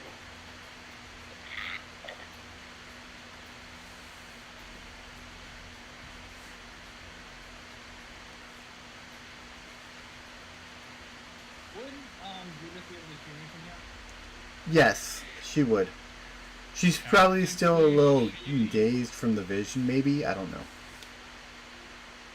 Technically, she might be in range, but she is preoccupied. He is ritual casting detect magic. She'll probably call out to Judith. Well, he's not dead, but we do need someone that can read this. I don't know if she heard that. I mean, fair enough. Save regarding ritual cast. Low-key, I'm still very tempted about smacking him with another book. You know, I like what Luna just said about the psychic damage. For psychic damage. That's what happens when you read my diary in the void. Pass me a whiskey before someone starts hearing voices again. God damn it. Tell me that's not like comedy gold right there. That is perfect. Thank you, Luna. Yeah, thanks, Luna.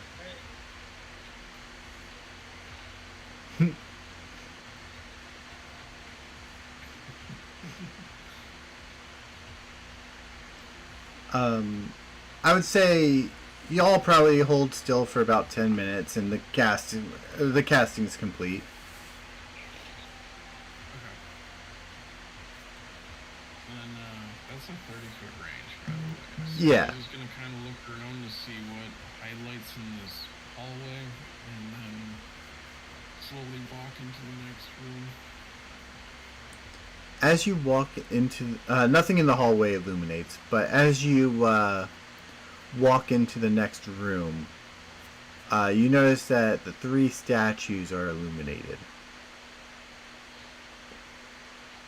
Fascinating. There's one boy, Cassie said, man. Also, Elira, this is where your source of your sense was coming from. This room with statues. Yes. This is where your divine sense was coming from. Oh boy. I'm gonna.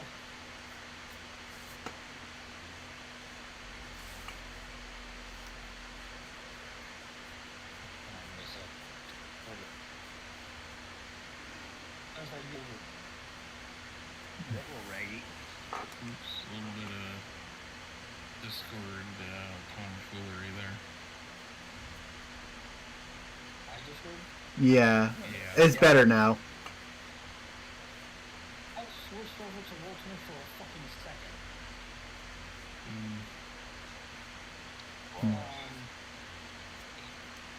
Anyway, but as I was saying. So, I didn't realize that Judith had already come over to that room by now. I would have said within the 10 minutes you would have known that your sense was coming off like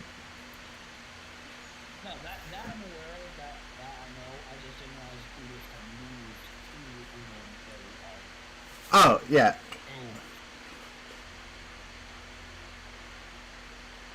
Yeah, when she finished casting, she would have made a slow walk over, just looking at everything to see if it was responding to the spell. The statues are responding.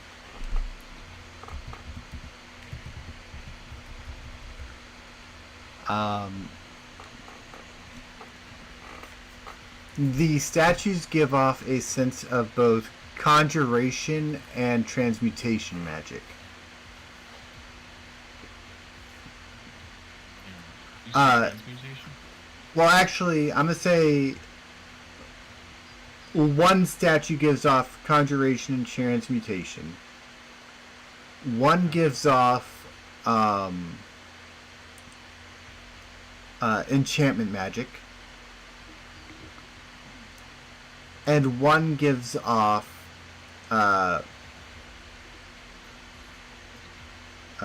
abjuration magic.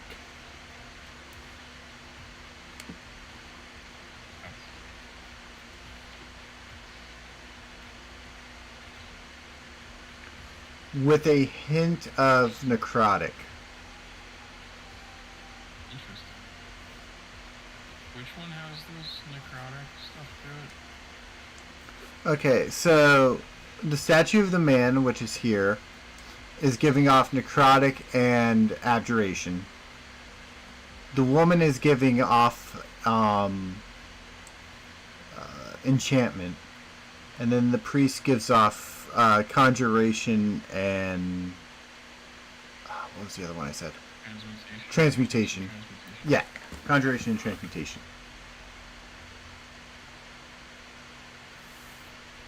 Fascinating. Okay, I'll be right back. Okay.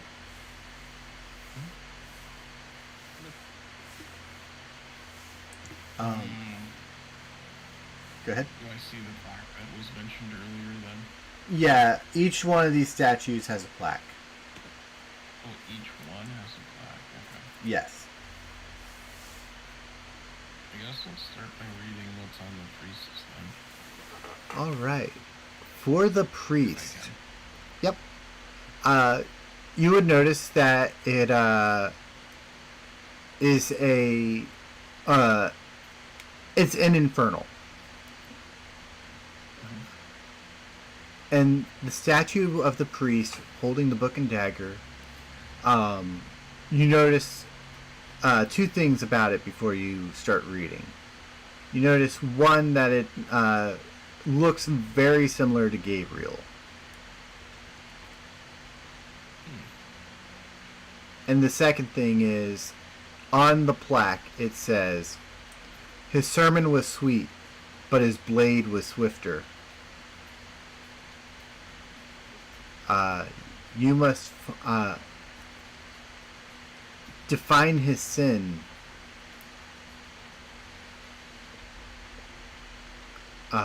Basically, it just says his sermon was sweet, his blade was swifter. Just define his sin, or be thrown into the sifter.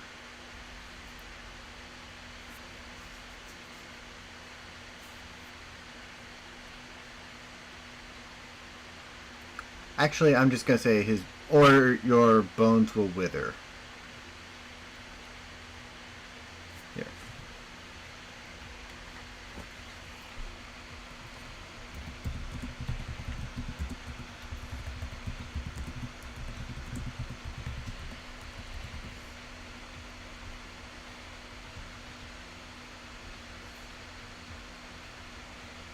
Yeah. Yep. Just like that. Sorry, I'm back. Welcome back. Welcome back. Sermon was sweet. Find his sin or be thrown in the sifter. Alright. And you said that he physically looks a lot like Gabriel. Yes.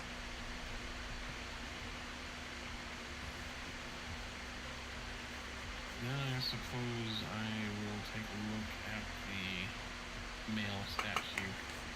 Alright. The male statue looks like a knight with a broken sword. The plaque says, "He struck first, not last. He vanquished enemies for fear, not justice."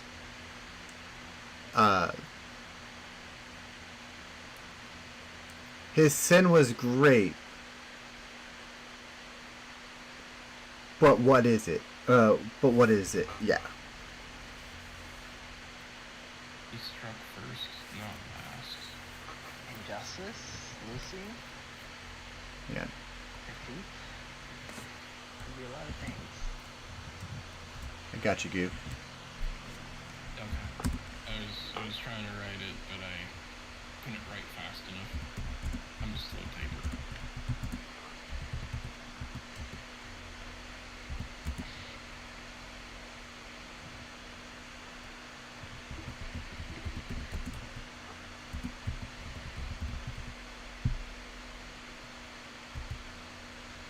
There you go. He struck first, not last. He vanquished enemies for fear, not justice. His sin was great, without a purpose. That sounds better than the first thing I said. I read it, I'm like, And, why the fuck did I write it that way? And then I suppose it's time to move on and read the inscription for the female statue. Alright.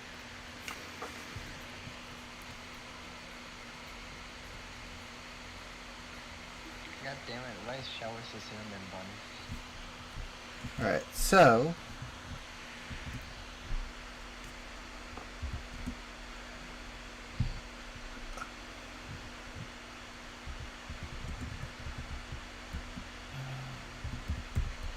This riddle's gonna be interesting.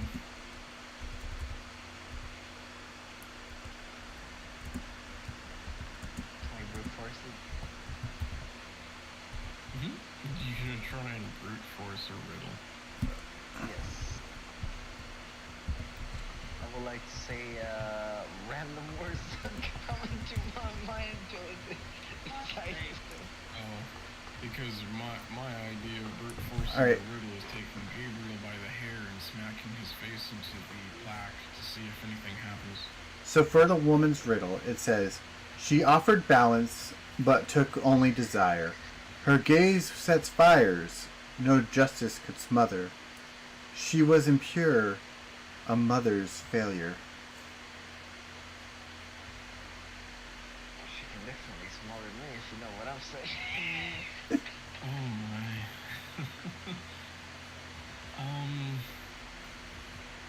So Gudith is translating this, not doing her normal keeping everything to herself. This is a riddle. She doesn't really know. She offered balance, took only desire. Her gaze sets fires, no justice could smother. She was impure, a mother's failure. Wait, what about the one that looks at me? What was that there part of the riddle? His sermon was sweet.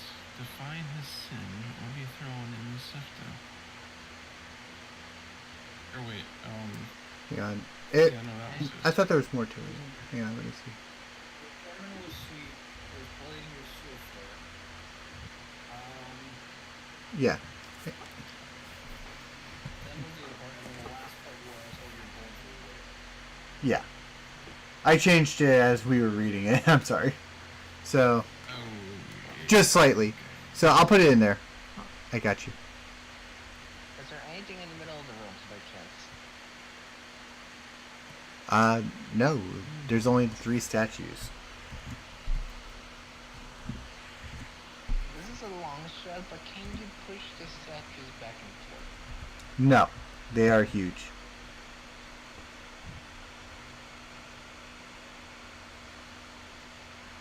And nothing happens if I touch the one that looks like it, right? Nothing happens.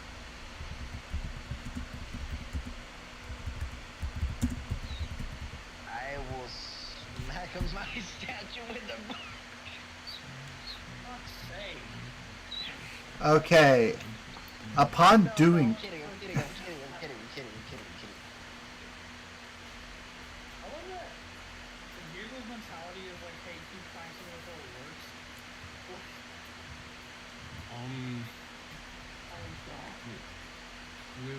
With the female statue, she has a balanced scale, right? The scale is actually not balanced. The scale is not balanced.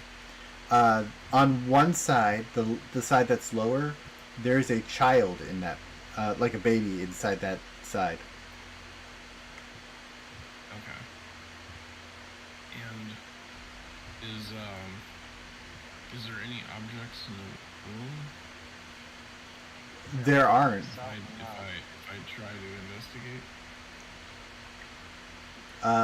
There are no objects. All you see is the three statues, the pentagrams, and the crosses on the walls. Okay. So it says her gaze sets fires. I was wondering.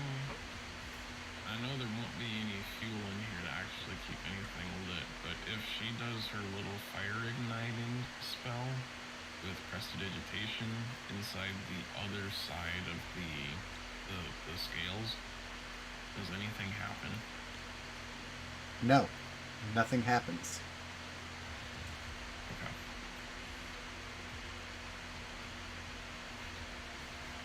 Can you push the scale up and down? That's gonna be my next point. You can try. I will like to see the baby's in the scale, right? Yes, the baby is in the side that is on the bottom. I would like to grab the baby. The baby does not remove. What about if I push the side of the baby up?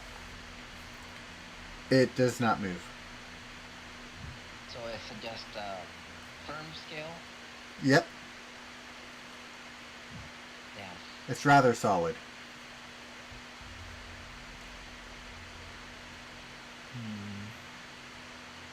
What about the knight? Is there anything you're able to remove, like the sword, or like a shield, or the helmet, or Nothing seems to move on these statues.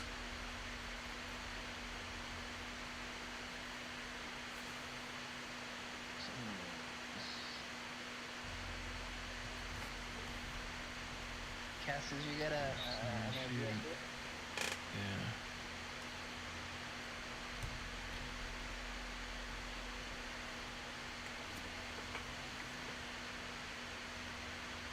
Let's take a look at each statue. It's got a book in one hand and a dagger in the other. Yes. And I identify the robe that they're wearing. The robes are actually just pure, like, just one solid design. There's no, like, doors, nothing on the back. No mark of Azoth, no mark of Hexel. So it's basically a priest with no markings. Exactly. Also, if you were to look at the book he's holding, there is some etching on the book. I'll take a look at that. The book says, "Speak the Father's sin."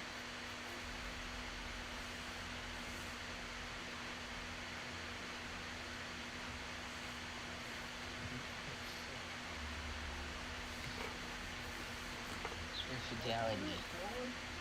Wording exactly of the thing? It's in the Roll20. It's the very last grouping in the Roll20. About his sermon being sweet. Was sweet. His blade was swifter. Define his sin, or your bones will wither.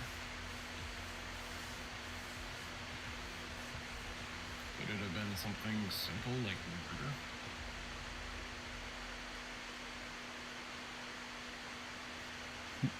Could be something like that. Murder babies. Is that what you're guessing? That can't be it, can it? It just is to define his sin. I And his was the transmutation one, right? The transmutation with the yeah.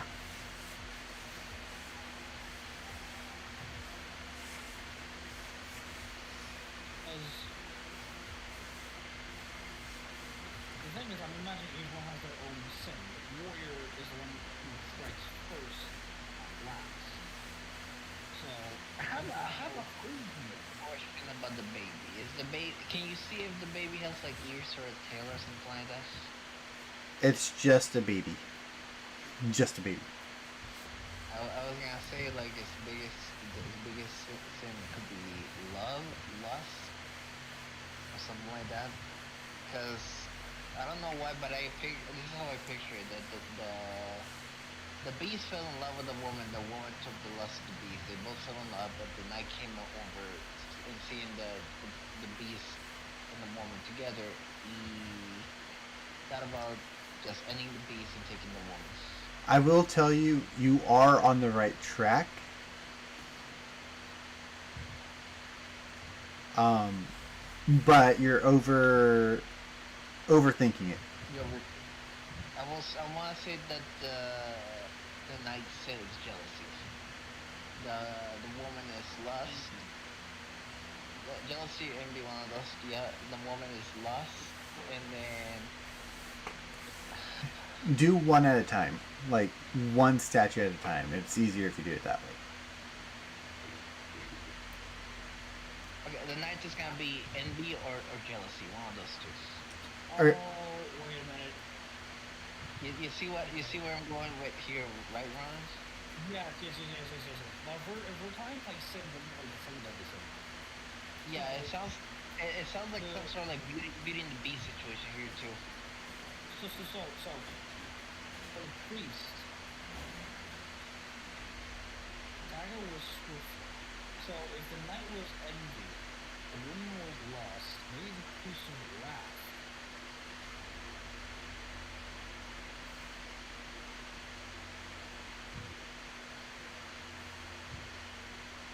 Refused. Does that feel right to you guys? I will say they're not connected the way that you think they're connected.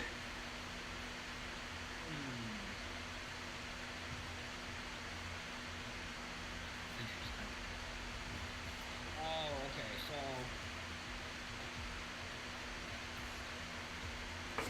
it wasn't like a cheating rival situation, that's why. Right. Oh, what? That's why I was trying to say Gabriel was overthinking it.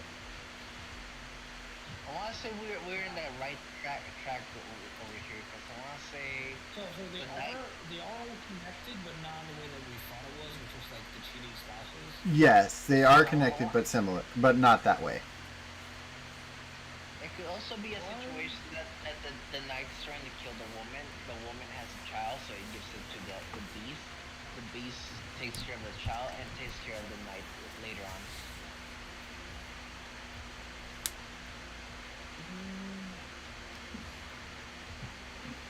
Don't know. I don't. I still want to say that Let me think. the first rotation was correct. The beast falls in love. The woman has a child. That the knight gets envy and tries to take care of the beast. No, because Code just said that it's overthinking if you go that.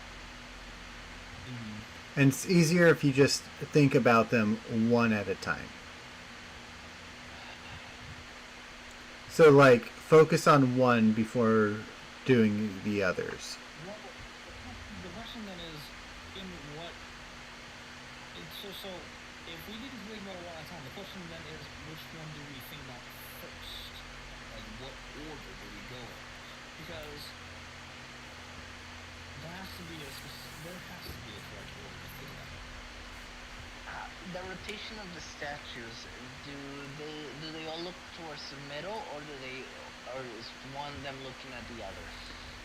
They're all looking towards the center, but if anyone wants to roll any one person wants to roll a investigation, I will roll investigation check.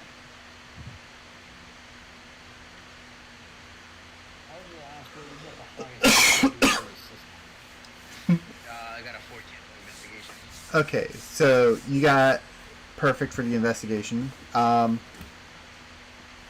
would notice that the crosses and the pentagrams on the walls correlate with the statues.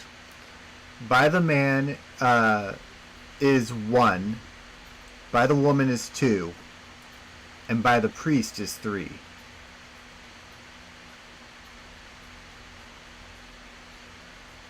so we'll go to the man first then.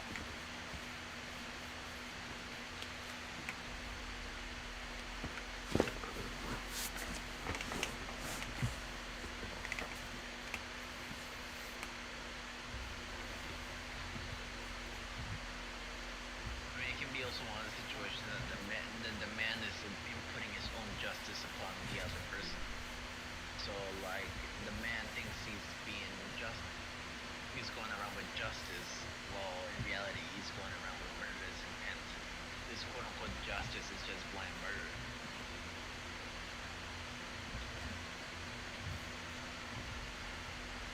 Maybe? I can see why you might think that. Because, as I said, he attacks first. Let's say that it's always he does in fact first. It can be also a situation that he never gets his facts straight, he just goes on the attack immediately. So, blind wrath, then. Blind rage, yeah. Blind rage, there you go, that fits.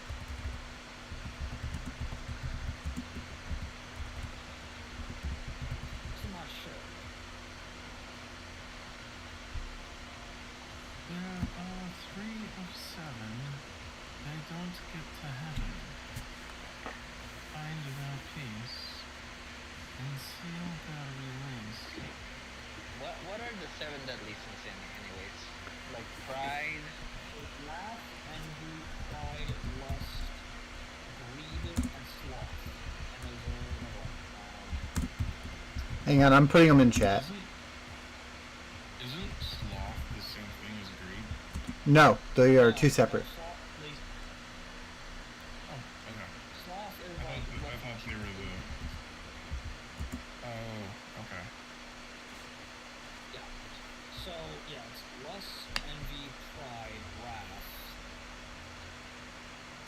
sloth, greed, gluttony. I wanna say rat fits the night. Lust fits the woman. And I wanna say envy fits the wall. Or the thing. I feel like it could possibly be pride for the first aid. Could be. If we had an inclination of what also sins are already done, or what virtues have already been met, then it would also make it easier to see. You know, it'd be funny if the only But that would also solution give you is the to answer laugh. too. Huh? What was that about? The hint that you just dropped? Oh, if I gave you all the ones that had already been met, that would have given you the answer right away. That's true. That's true. Okay. So we should Yeah, like that. Okay, you know what? Gurdith is just gonna walk up to the priest and say, "Yours was pride, wasn't it?"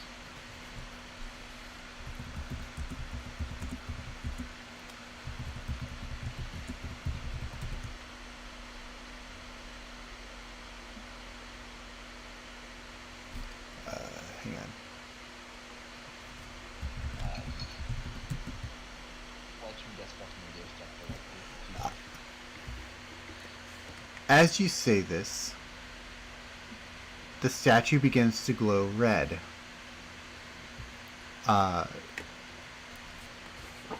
You hear a voice whisper false names towards you. And for the next hour, you have disadvantage on insight. I think robot internet.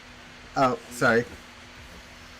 So, the statue glows red, and it begins to you begin to hear false names being said. For 1 hour, Judith, you have disadvantage only on insight checks.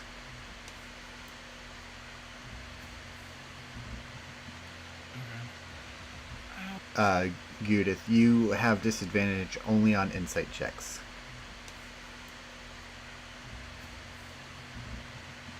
Okay. Ow. It's not right. It's not right. I will. I guess since we can. Oh shit. Okay, stream looks like it's back. Oh shit. Okay, stream looks like it's back. Okay. Can you hear me now though?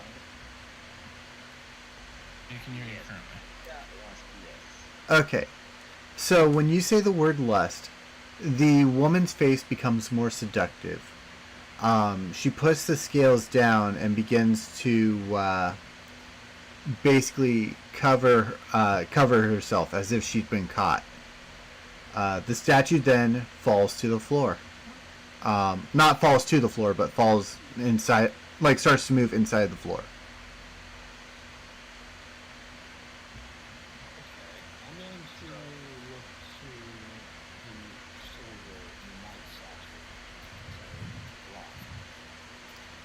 Which one? That soldier. The night statue. No, I said what word? Oh, Raph. The soldier begins to glow red, and you need to make a Dex 14 save.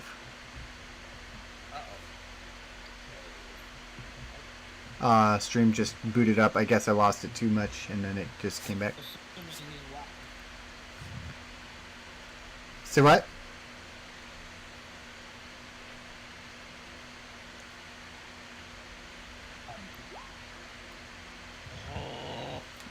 Welcome to Monday Scuff.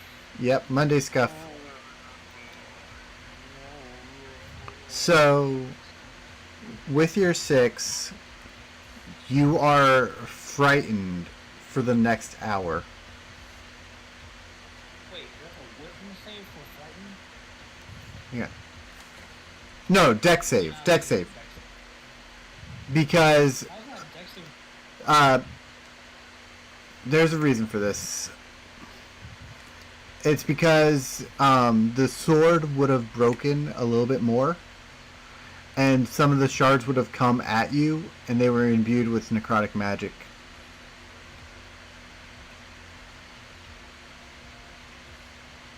Okay. Is that worth a spell slot? Is that worth a fucking spell slot? Not at the moment, no. Just. Cassius, you've been very quiet. Do you have any insight? That's what I've been saying. Well,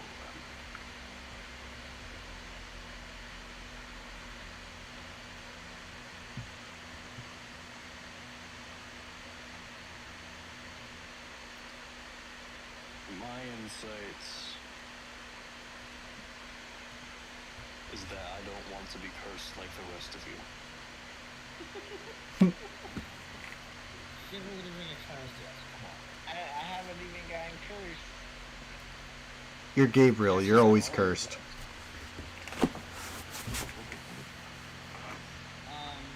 The one guy You that get wants to be over cursed. here and say one of the sins, or I will hex you myself. You can do that? I think you can, yeah. She just looks at you and you ask. Sparking one eyebrow. One spawn, bro.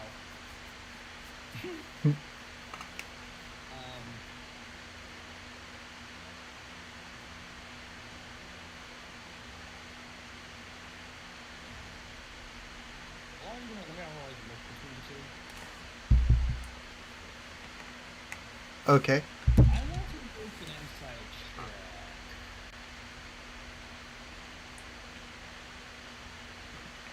All right. See if I can ascertain, like, or get a better idea of what kind of sin these two have. Okay. Go ahead and roll insight. 20 earlier didn't bite me in the ass earlier, and go figure it did.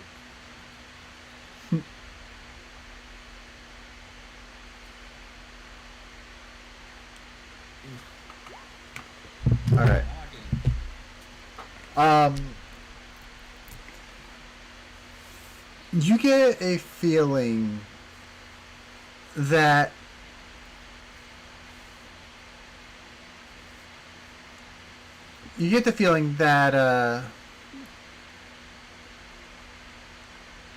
the man could either be greed or gluttony.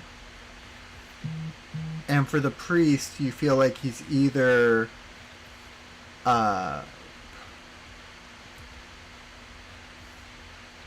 no, wait, hang on, I did this wrong. For the man, you get the feeling that he's either sloth or gluttony. And for the priest, you get the feeling of either greed or wrath. I will walk to the priest and tell him, "You are greed, aren't you?" And with that, The one that made the insult. oh yeah, that's right. You don't know. Oh, that's right. That's for never mind then. And for that, I think I was correct, wasn't I?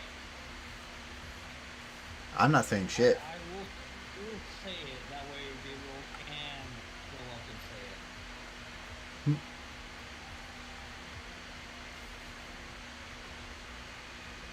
And I will look to the man and say,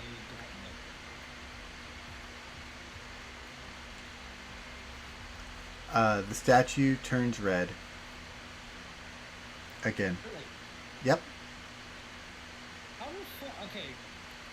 Do you not okay, sloth means lazy. That's not the only thing that falls under sloth, though. What the fuck? Trust me, I know. Luna, what is sloth in terms of the deadly sins?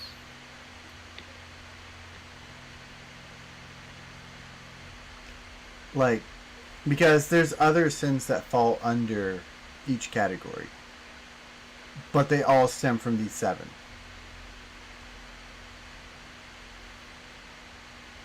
Okay.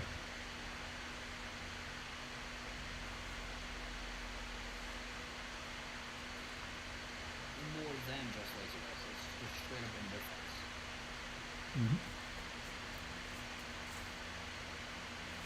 That still doesn't really fucking click with what the fuck. Yeah, it's better than the priest being slut, If, not I'll slut. tell you what, when you guys solve this puzzle, I will explain everything to y'all, okay? Okay, fine. Fuck you, slother man. Fuck you. He is slothed. He begins to go into the floor after you notice that he hides his face as if he was striking out of fear and not out of actual like duty or anything like that.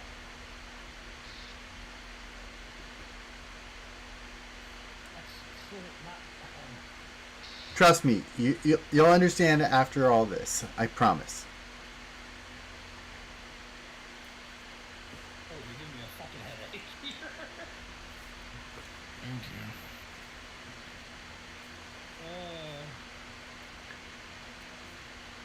So 2 down, right? Yep, 2 are down.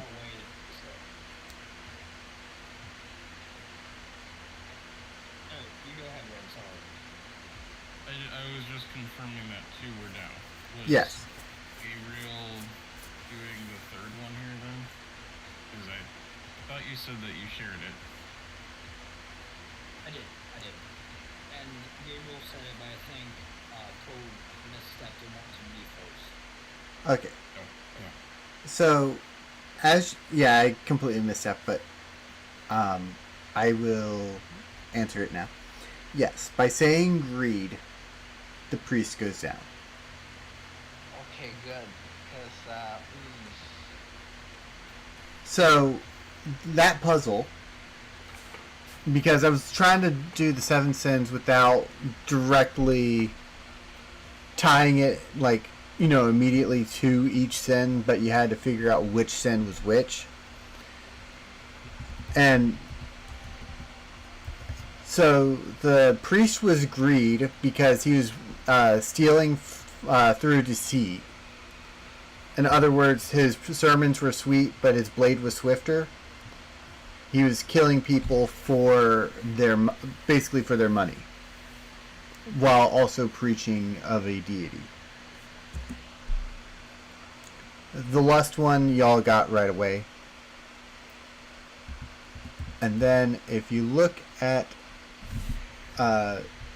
sloth, 1 second.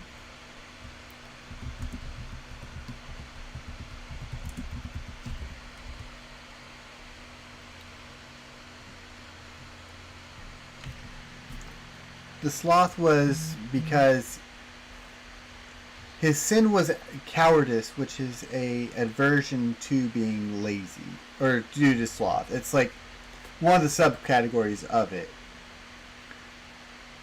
Because of apathy, he had no apathy in his killing.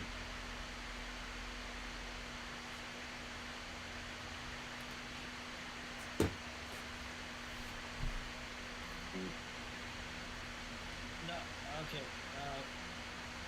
I think you phrased that wrong. Because apathy is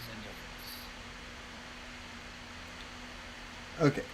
Basically, he was just he killed to avoid action instead of to actually have any sense of duty or anything like that. Okay.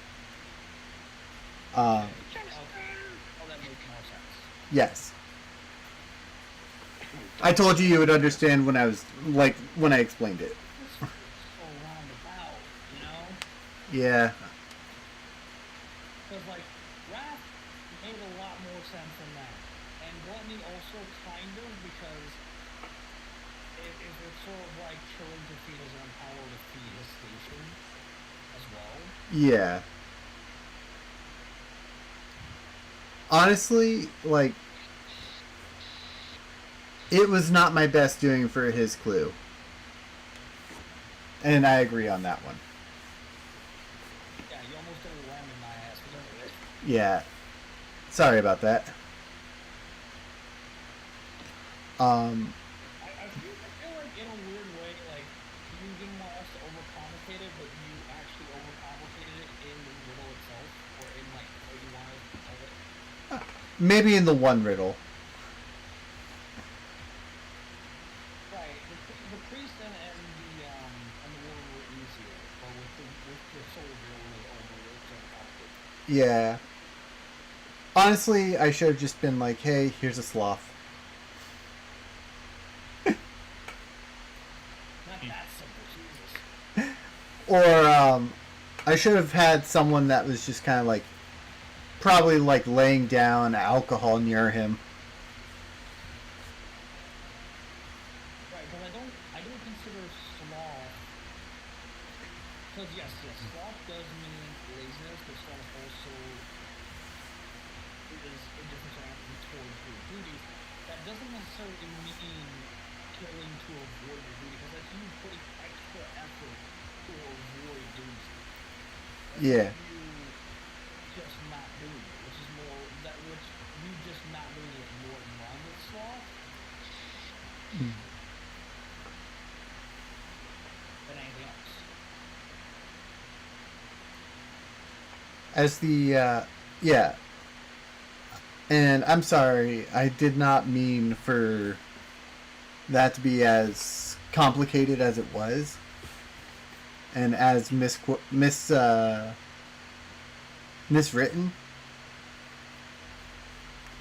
It's fine.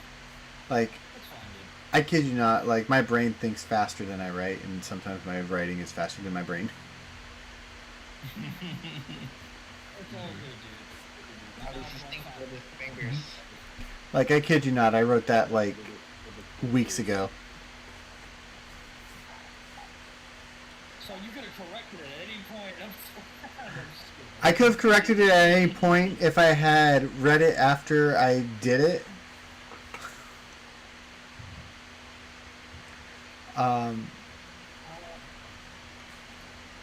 I will say genuinely it's not a big deal because again it's a fictional thing that game where we're just trying to have fun and be idiots. yeah. It's just it confused the shit out of me and it felt very roundabout and that's what really like annoyed me because it felt like wrath or gluttony probably would have been better with that particular imagery. Yeah. No, I get you. I get you.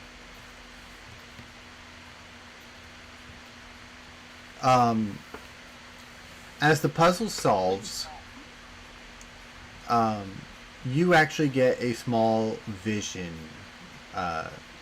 Elira.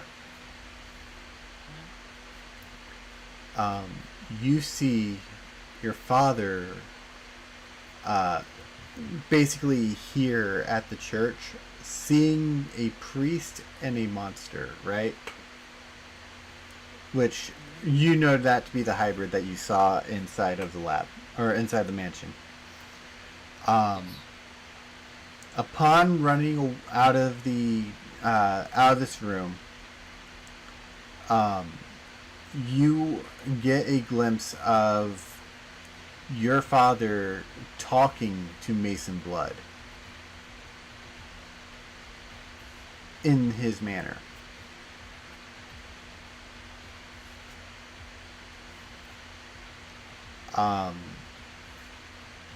You don't really know what he's talking about. This vision is inaudible. But it looks like they are making a deal of some sort.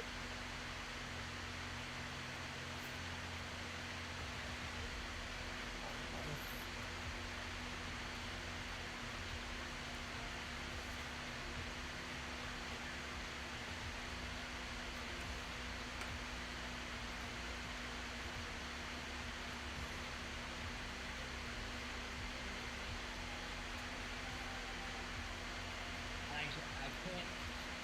It's inaudible, right? So there's no words or no voice, so I can't read this and what the deal is about it. Correct. I doubt it's clear enough for me to like kind of read their lips. I mean, it's probably clear enough. Can I try to read their lips to see if I can discern what's being said? Roll. I think that would be an insight, right? Or would that be a perception? Probably either or. Up to you. I'll say roll either insight or perception on this one.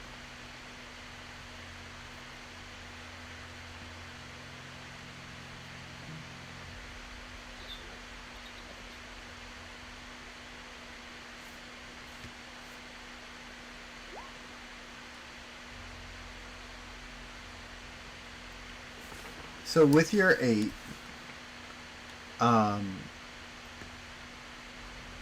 you're not able to make out everything, but what you can make out is small broken fragments of horror in the church. You must stop it.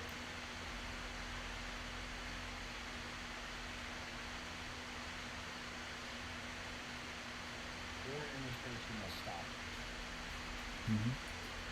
Referring to Mason Blood.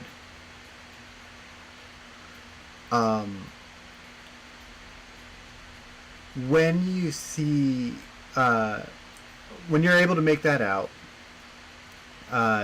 you see more of a vision inside the church that, like, near where you're standing, and you see what looks like a guardian of some sort. This is not combat. This is just me showing you what it looks like. You see a guardian next to a priest. The guardian is essentially like black, like carries a black aura, almost like you probably would know it as like something similar to a holy guardian, but it's the opposite of that. So it's an unholy guardian. And then you see the priest. When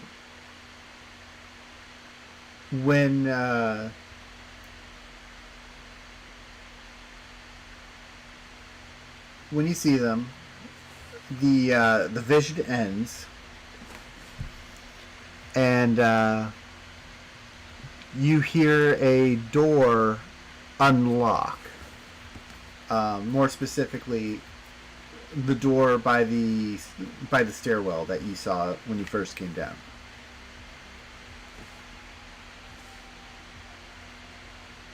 Okay.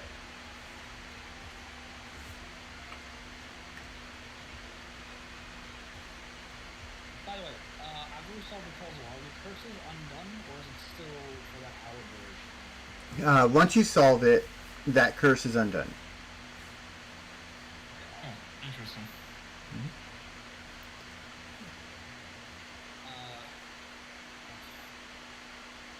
I will say, as the door opens, be careful. I think I just caught sight of what's is resting here.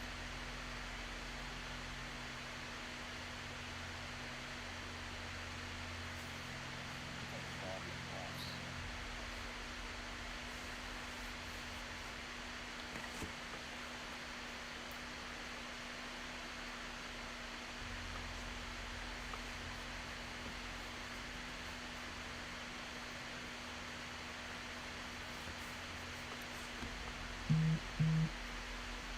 Everyone heard me, right?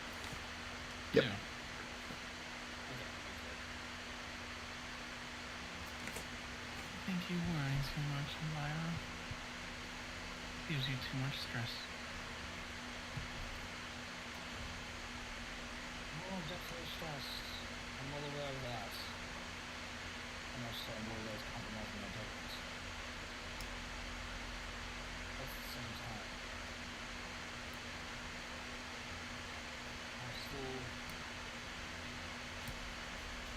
I would still recommend that.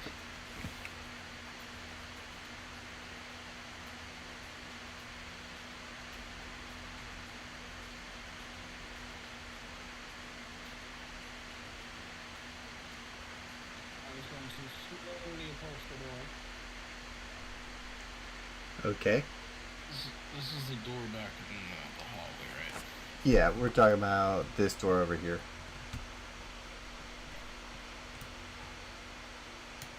And the door that just opened up. I'm just making sure that another door didn't appear.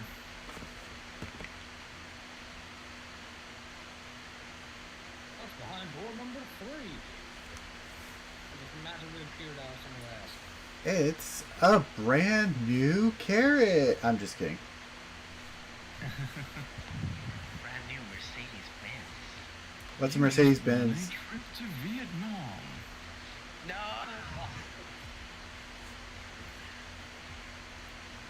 You just won a trip to the Shadow Realm.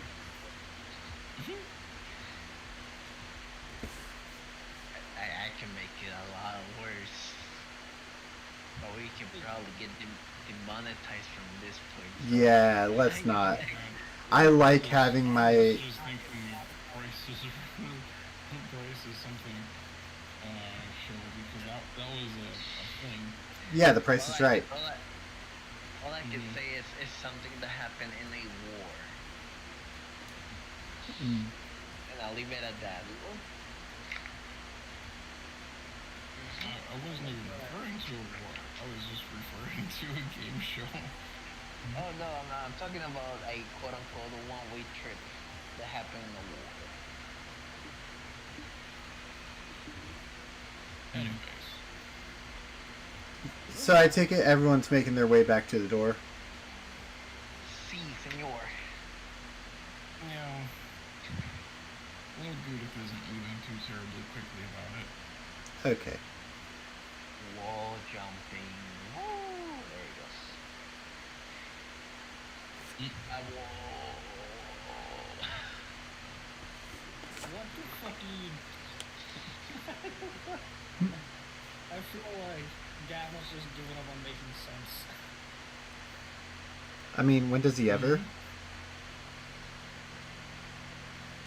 is sometimes. But what about the brain damage and the brain damage? You know what? I will say he did make the most sense when trying to solve the statue puzzle. I am intelligent, but not wise. Hey, that reminds me of the conversation we had earlier. Alright. Anyways. I mean,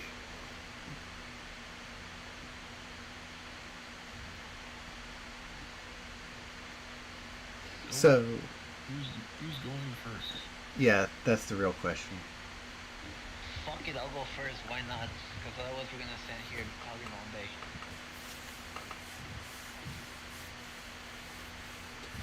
Alright. So, as you enter the room,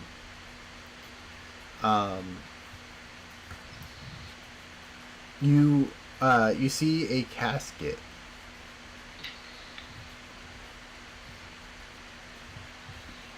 Casket.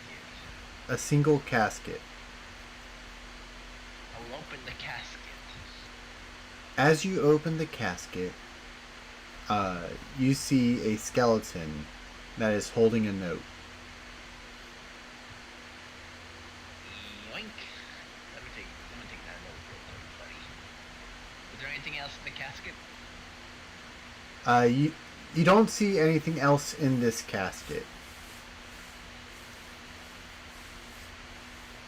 I will read the note, yes. The note says, "You thought you were gonna get the key, but I moved it already." You hear Mason Blood clap his hands from the stairwell as the door begins to shut.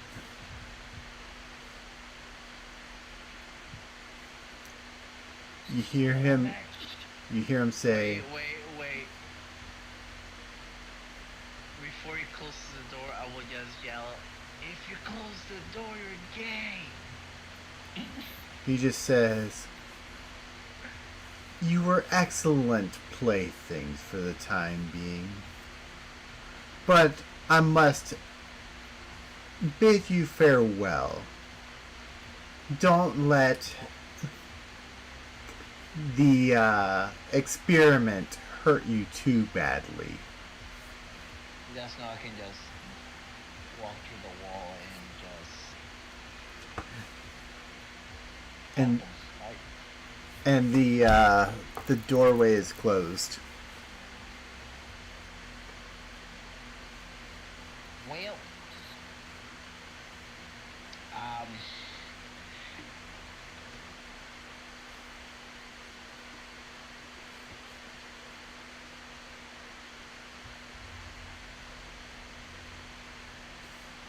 Hey, Cobes. Yeah, what's up? I'll literally just do what I said. I'll just wait a little bit, then just use my shadow dagger, and then just pop through the wall to the surface. That's it. And doesn't your dagger have a range? And doesn't it require a shadow? I mean, we are gonna be in the dark. You're in the dark, but do you know if the other side is covered in a shadow? Well, we're gonna investigate one way or another.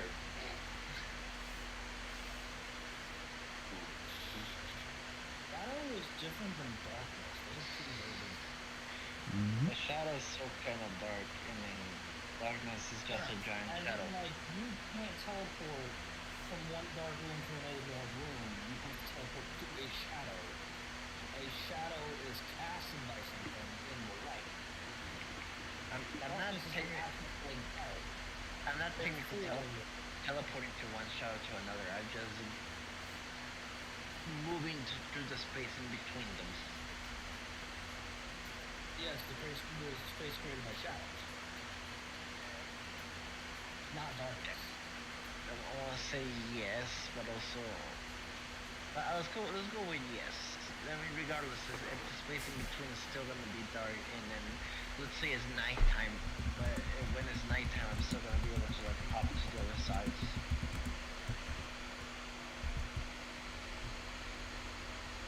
Okay, I don't think you're actually gonna want to.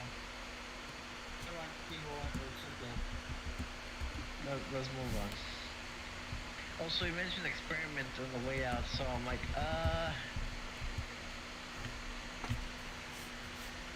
what's the experiment?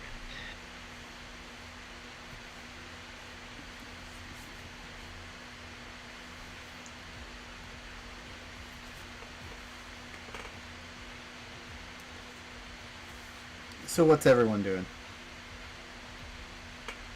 Investigating You're investigating what? the basket. Casket. Okay. All right. Roll investigation to investigate the casket.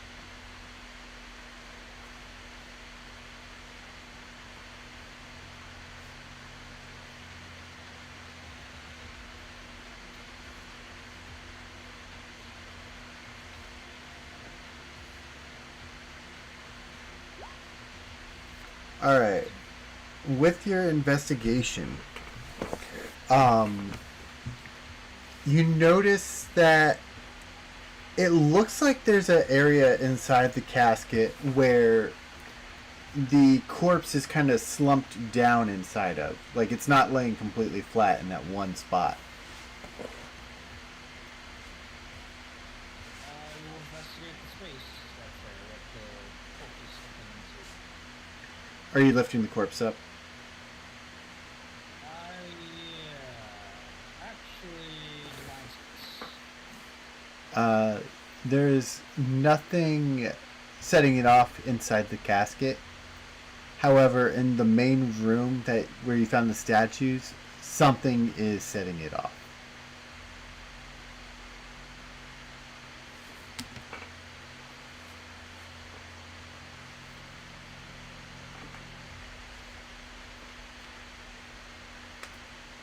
Okay.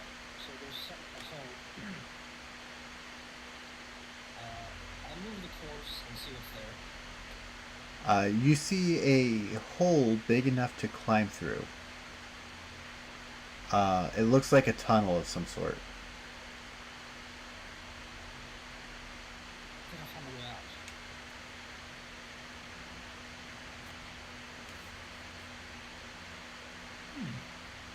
Interesting.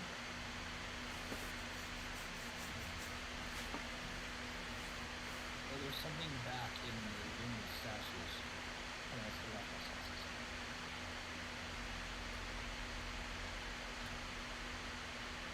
Should we go look?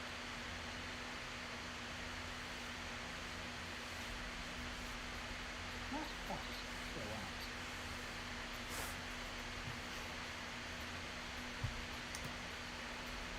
I assume you and I go investigate the other room?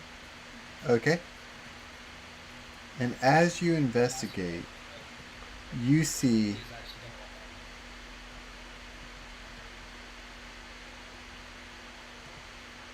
Why, hello there, good son. you see the unholy guardian and a priest with bloodshot eyes who talks about raining down fire.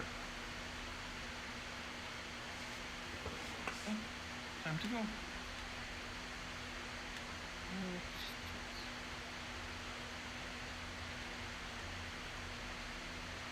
The priest talks about raining down fire. Do any of them look like they're actually like alive and reasonable? And like you could talk to them? The priest is alive but mad, like not like angry, but like insane. He's lost it. And the unholy guardian is essentially if how do I put it?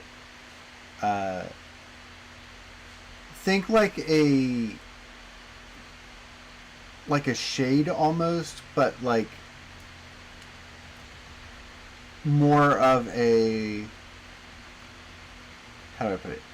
Think like a ghost, like a shade, an entity, like a wraith, things like that. But in like what looks like holy armor, but it's pitch black.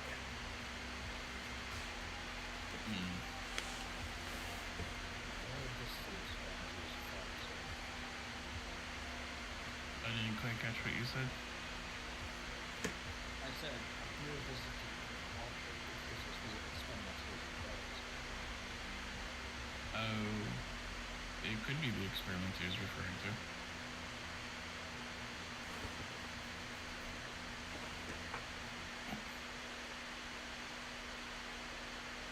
I do ask that in character, though. Like, kind of under her breath, she asked that.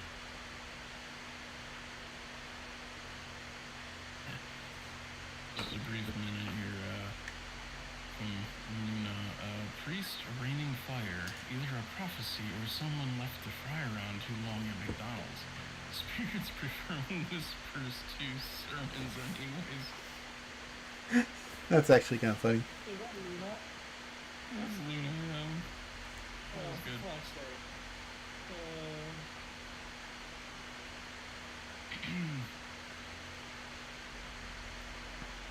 Okay. So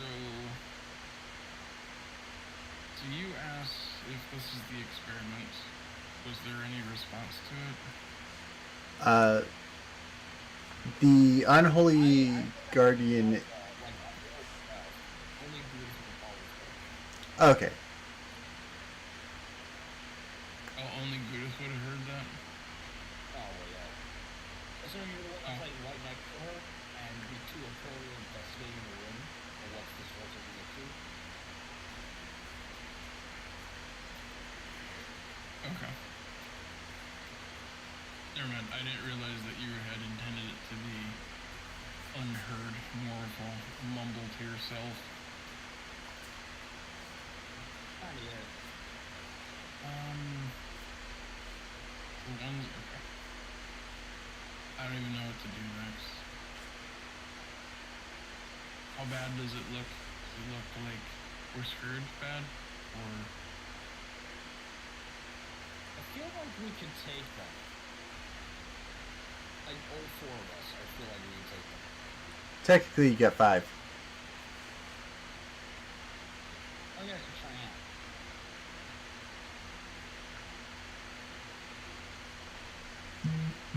I don't forget you with us. Because a certain someone doesn't want her with you guys all the time.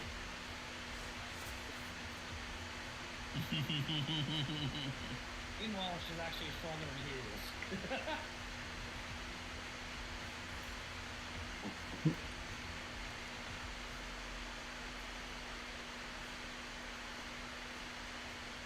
Okay, so I guess are we rolling initiative or what are we doing here? What is everyone doing? I'm trying to keep communication with the janitor.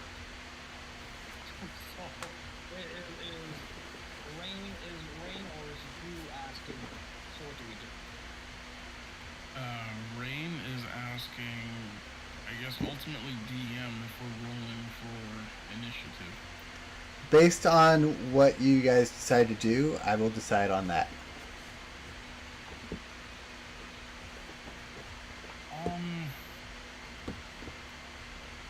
Okay.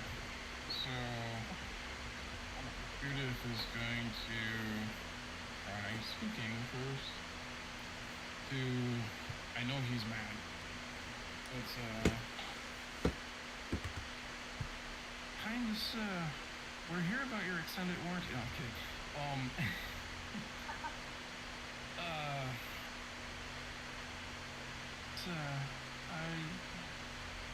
You, the priest of this temple, who was sent to offer aid. I don't remember calling for aid. While Goo is doing that, I am Val Eminency and Hunter's Market. Okay. Is that considered hostile? Val Eminency, he doesn't know what I do. Hunter's Mark, actually, I don't hold on for Hunter's Mark until combat starts. Okay. So you're just vow of enmity. Okay. Which has no visual effect. It just happens. There's no save. So Yeah. he doesn't know that he's doing it. All right. And what's that do to him? Just so I can in character. Actually, that would give you advantage on all attacks against him.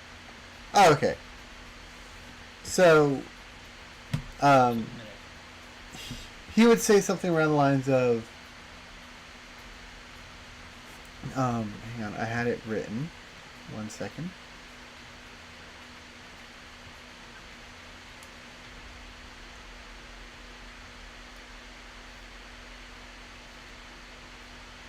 Yeah, I gotta make my notes full screen for a second. Mm-hmm.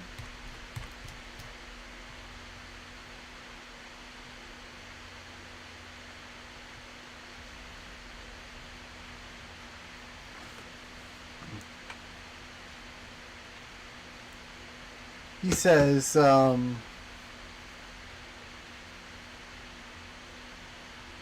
wait, where the fuck is it? I had it written. I know how that goes. Also, I just want to say, now politics and war and hate are also part of the lost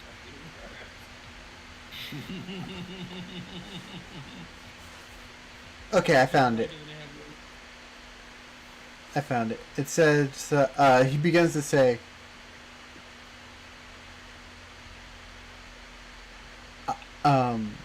I believed in salvation until the vampire showed me showed me the ascension.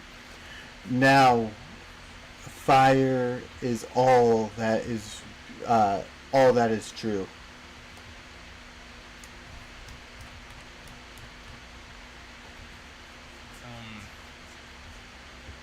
Judith, under her breath, trying to address just Elira, is gonna be like, "Hey, you gotta cure something, cure madness, or some such stupid paladin spell." I don't know if you could hear that or not.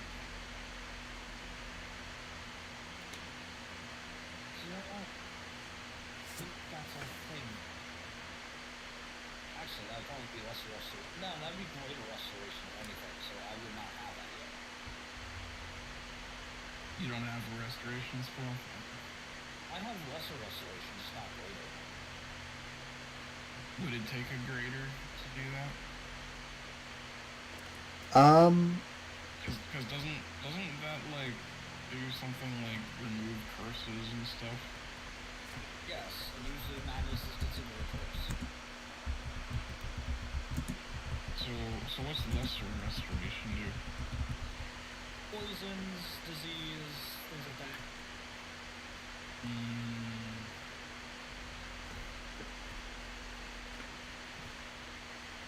If you have lesser restoration, it will work temporarily.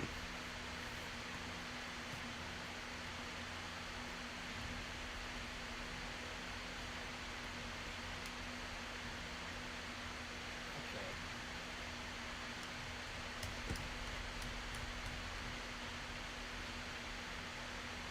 I guess, I don't know how long this will last for.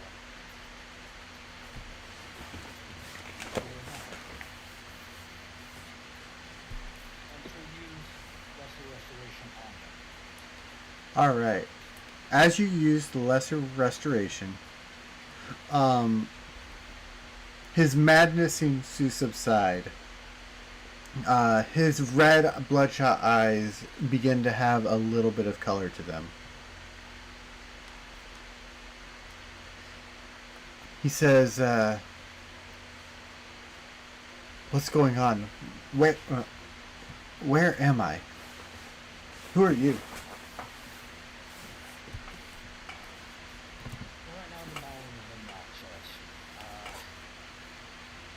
And I think the vampires have to get in this place.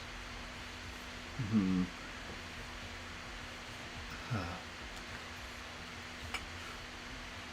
You mean the fire and everything else? That's real?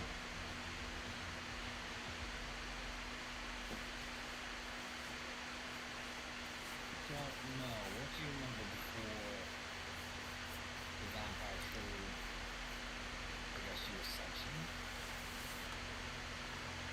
There was a snake lady with him. Uh,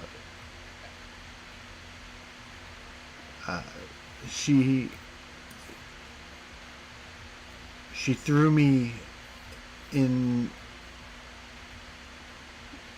a room in here, one with a casket. She held out her hand and there was a tear in the wall behind me, like solid brick, as a monster not seen many years. Some kind of demon-looking thing entered the room. After that, everything went black.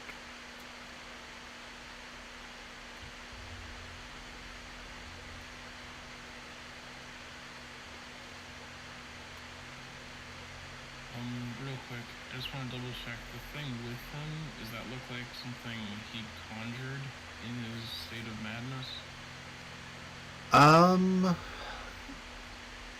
I'm going to say no. What is it It's not. doing? Not attack. Yeah, it's just there. It's like it sees you, but it's not like hostile towards you yet. Which means as soon as this thing like ends, it's probably gonna be a shit show.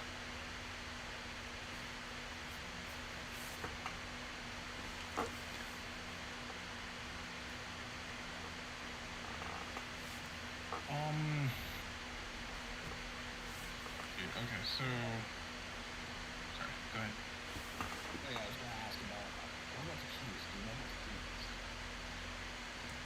the keys? Keys. He would say the keys all serve a different purpose. Tell me, what keys have you come across? I think we have one that was found in a tree. I think Mason has the other. And I'm sure about the third. I believe you had two, didn't you? The one from the tree, the one. We didn't get the one. So the one in the church we couldn't get. Not the church, the tree. You have the tree. Yeah. Then you had And we went to the church. Yeah, and then we went to the third. So no, there was another one that you came across. And no, we don't, want to talk about the one. no, it was just the one in the campsite area. You might have had it scripted for us to have two at this point, but we only have the one. So we must have missed something if we were if we were supposed to have two keys already.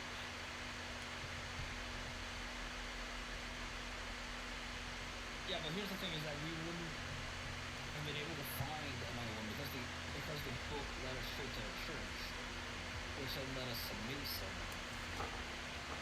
Which then Mason was supposed to lead us to the third key, but Mason had already removed the second key. So we were never able to get to the second key or the third key.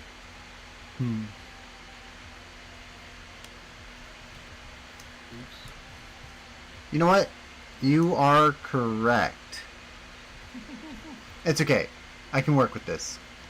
Because the party is dumb. No, it's because DM is dumb. DM is dumb, okay? I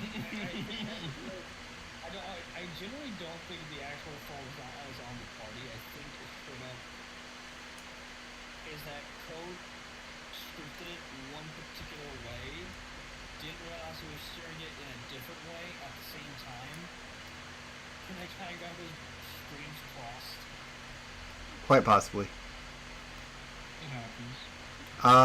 Yeah. To note. I'm not saying that this is a big issue, but again, it's just fictional story with this having fun. It's still fun regardless. And Yeah. It's a little mess ups that make it a little bit more fun so you feel like laughing. It's funny when it goes wrong because the improv that comes next usually means chaos. Exactly. Yeah. Exactly. Yeah, so it's not a huge deal, though. It's okay. And it happens. We all fucking our souls from time to time. Oh wait, I'm an idiot. Yep. Don't worry, I got this. I was looking at the wrong notes for that one. Oh, yeah. Oops. Are we doing like a separate entirely? So yes, I had revised the notes. And I was looking at the old notes. Like the old notes.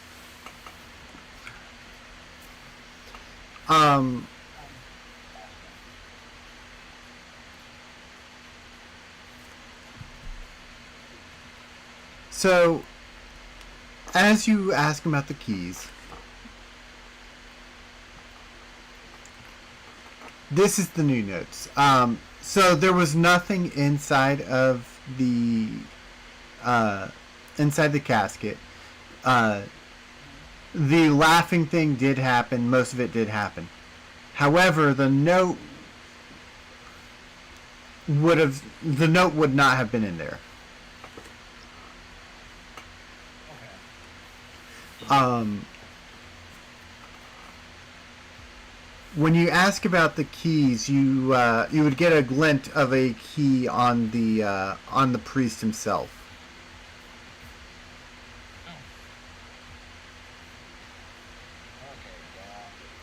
Okay, And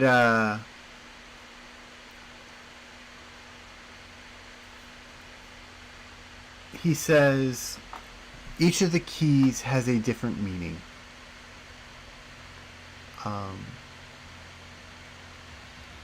Where is it?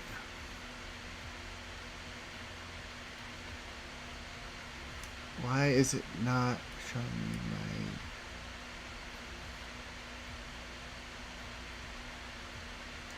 Where's my note about the keys?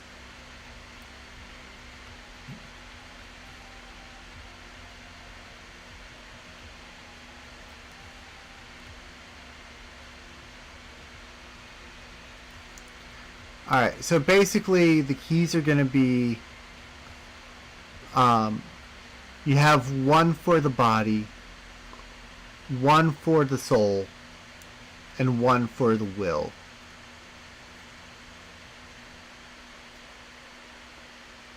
These are the keys of the mind. Or these are the keys that unlock the mind. oh wait, it was One for the body, one for the soul, and one for the will. for the mind. Yes. Okay. So we currently have one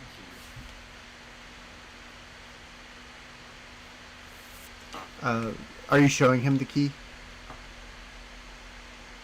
He's right now calm, so yeah. Okay. As you show him the key,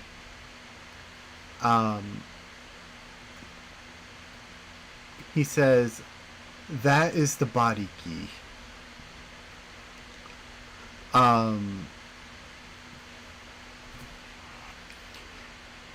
basically, he begins to say that there is a door in Blood Manor that can only be entered with the 3 keys. He then goes to say, by any chance, are you Halcyon's daughter?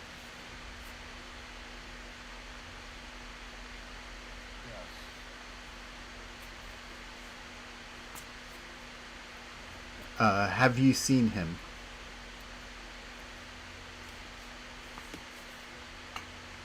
Not yet.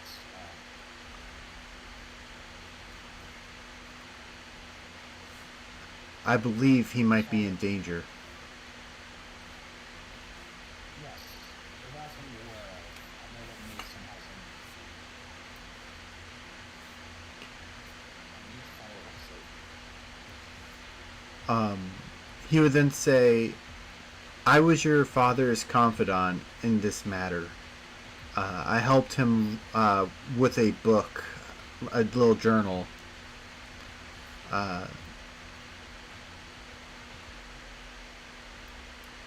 And he begins to say, in the journal, there's should be something about a hybrid.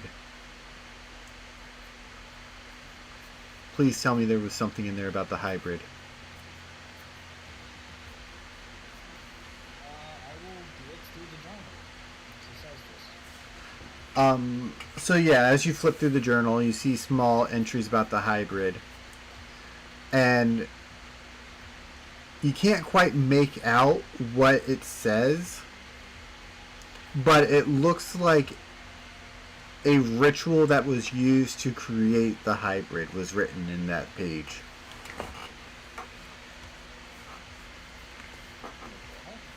Yes, in the journal. Yes. It's hard to make out, but it has the ritual to make that. So he took my advice and put that in there. Did he ever bring the book to anyone who could find a way to dispel that?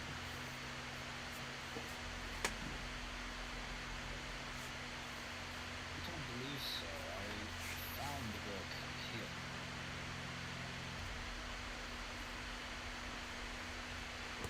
here. The priest says, I made a pact with Mason Blood to save the town. I thought it would end the war. Instead, he betrayed me and forced me to create that concocted spell in the book. I did not like the methods that were used to fuse demons and lichens together, or demons and werewolves together. It's an abomination. I thought it was liking him.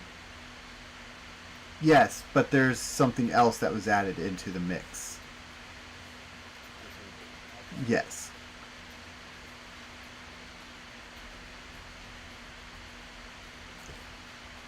This is a special hybrid.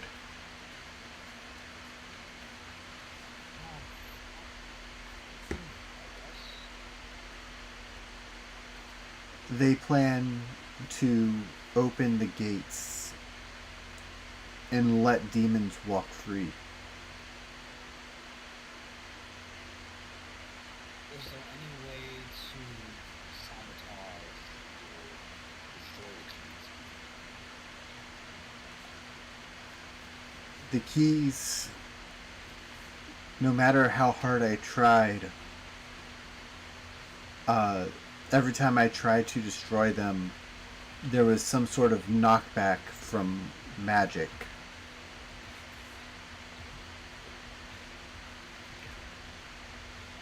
Your father even tried to destroy one of the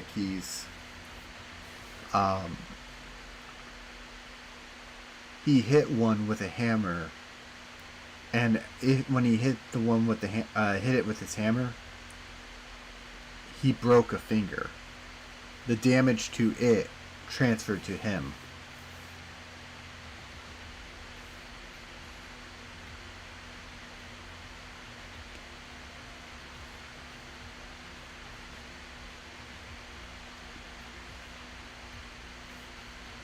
I wonder.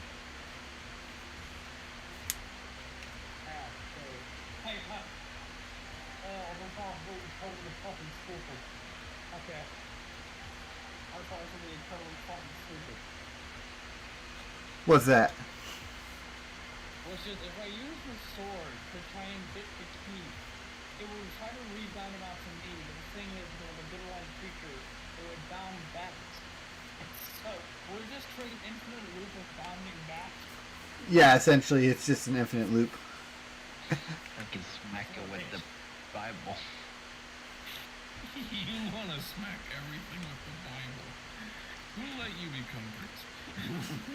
You know what? No, all I know is I went to all the churches and they gave me the certification. You know what? You went to Insult Church, got a certification, and then went to the other churches, and they somehow believed your authentication through the fucking dollar store certificate that you were given by the insults. Dollar store, it was Goodwill. Not even Goodwill. Goodwill has more money than a dollar store. Yeah, but it was just like a piece of regular like paper saying I certify in all these churches, and then it had like a little smiley face like seal on the side. It's still authentic. It's just a hand-me-down. Hey, we died so authentic. The 99-cent store fucking convenient. It is a 97-cent store.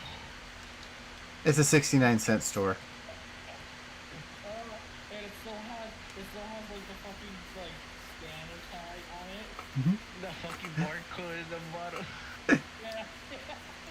It says made in 1962. Made in China. But Who the fuck is China? But yeah, as he's talking to you, he would say,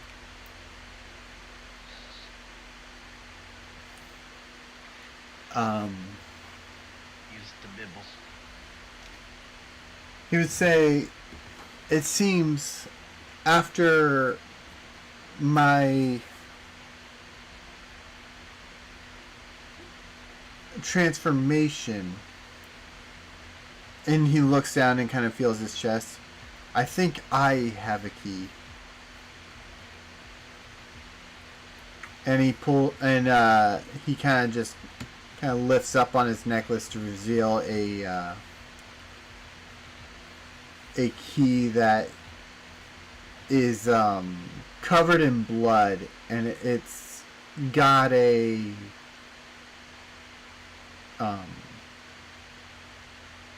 on the like where the what do you call it, the teeth for the key are, it looks like two hands like kind of clasped together like someone's praying on it.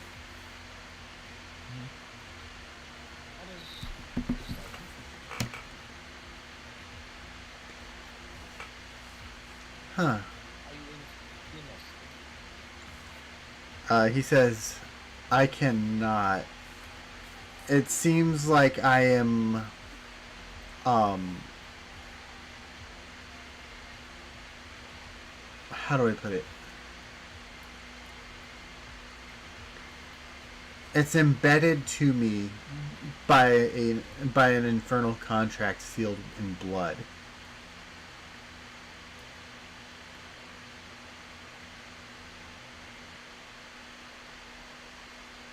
So the only way to get it is to take your life.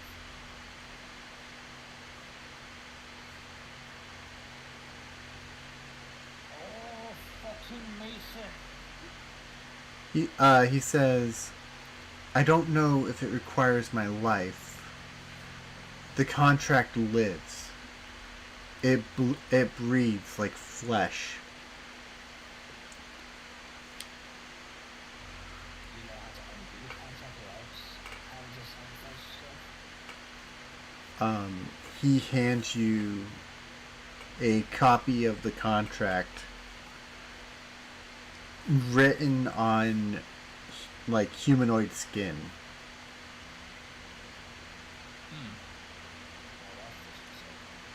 The skin is like sewn together, very like very sinisterly.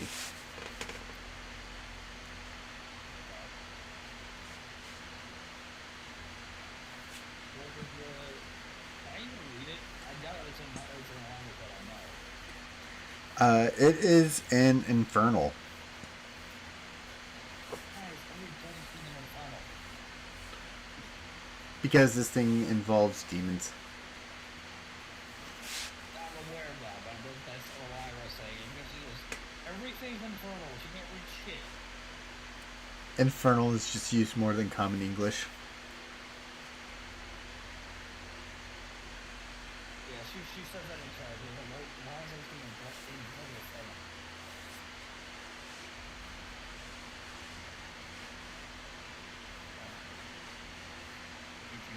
Hold on. Can you see if there's anything in here to break this damn gun? I'm getting a headache with all this bullshit.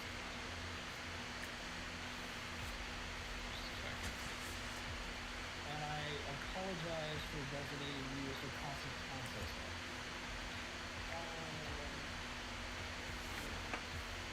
Really wish you didn't have to.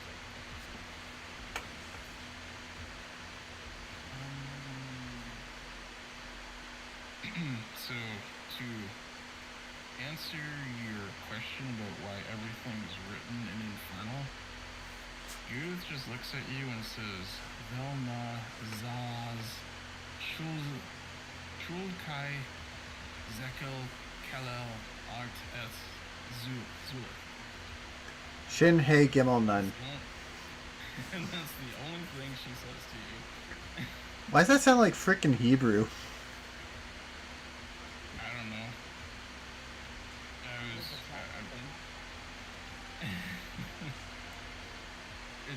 I've been trying to Tolkien a language out of Infernal, so apologies. That's actually cool. Not gonna lie. That's actually cool.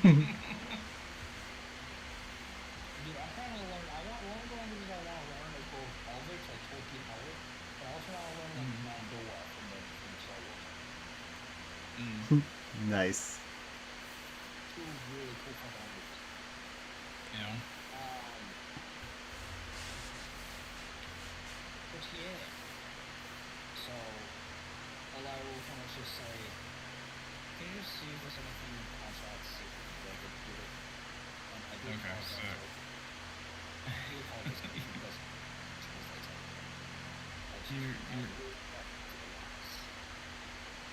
You realize you're apologizing to a translator for translating. No, I'm helping for the automatically just making you the designated translator.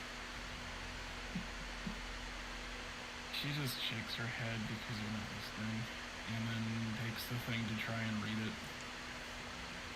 So, as you read it, this contract feels like it feels like flesh, but it also feels like it's still moist flesh. You know what I mean? Like it's been recently skinned. Yes. Which is fine, because it's been like at least a week. Because this contract was written. It's been about a week since the contract was written, but it still has to feel as if it's brand new.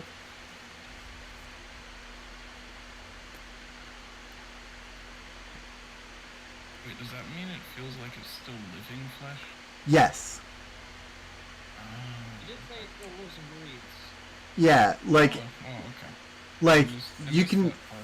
you can feel it like raise and fall in your hands as you're touching it.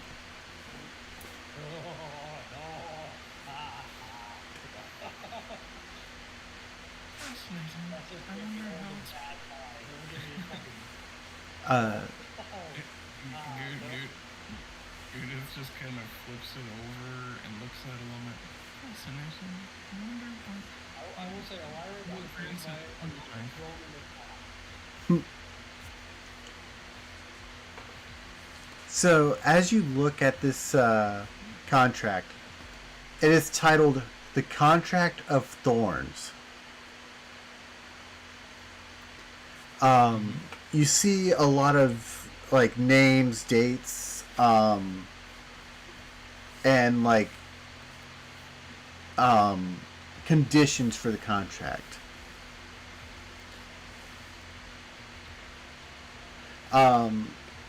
The contract says nothing about you not being able to extract a key or the key from him. However, it does say that if any of this pack's conditions are met, a soul bind will trigger.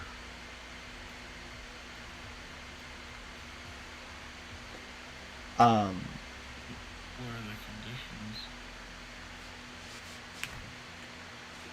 The conditions are that you have to offer you have to offer the contract something of the same value as the key. What in the fuck would this value? Can I try some kind of an insight into what carries the same weight as the key? Yeah, sure. Go for it. So, mouse is on the wrong computer.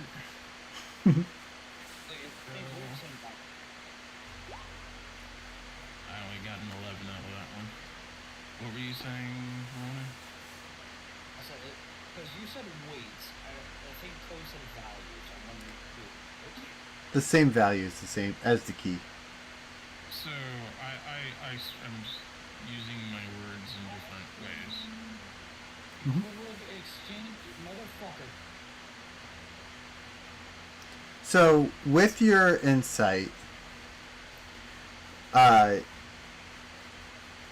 you would understand that you would need to trade or give the contract something of the same value as the key.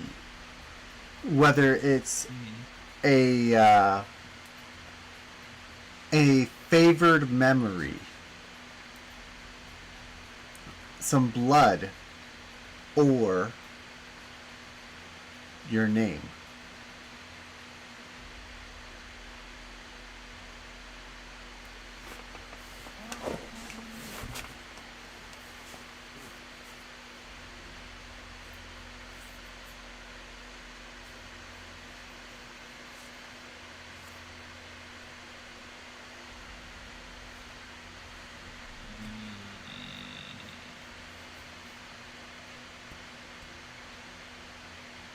And I will point this out.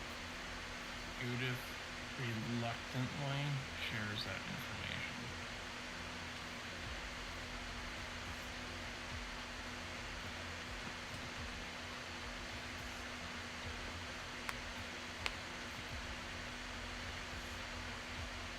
Blood would mean that you're binding yourself into the contract.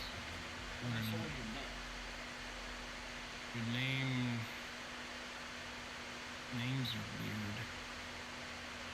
Names are weird, but you would have to. I would imagine for this you have to do the full name, and the true name, not any false names. The problem is that things have many names, and all of them are true. Well, And it's like saying, sorry, go ahead. I was gonna say you have to do it, so you can basically just pull any email we're at.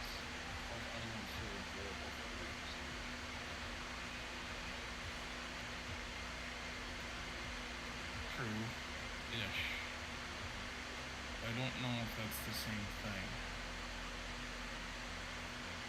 'Cause, like, the same thing might be saying something like, Aries is Mercury. I think it was Mercury. I got it confused. Greek No, to Roman. Mars. Okay, I screwed it up. Yeah. Hermes is Mercury. Oh yeah, okay. So that's an example of a entity with multiple names. And I don't think sharing a name of something that Judith consumed would be the same thing. Although there is could give a memory, because that is a thing. But memories are... Think of memories to an arisen slime as gold to a dragon.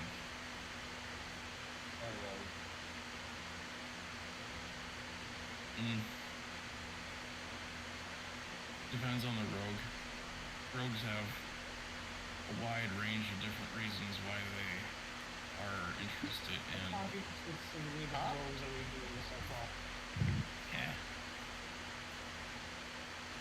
What was the other thing? So it was blood, memory, name, and was it one more thing that I'm... Nope, I just those forgot? 3. It was just those 3. Mm-hmm.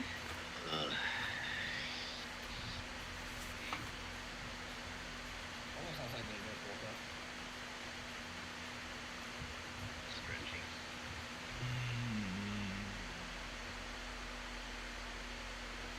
Anyone else have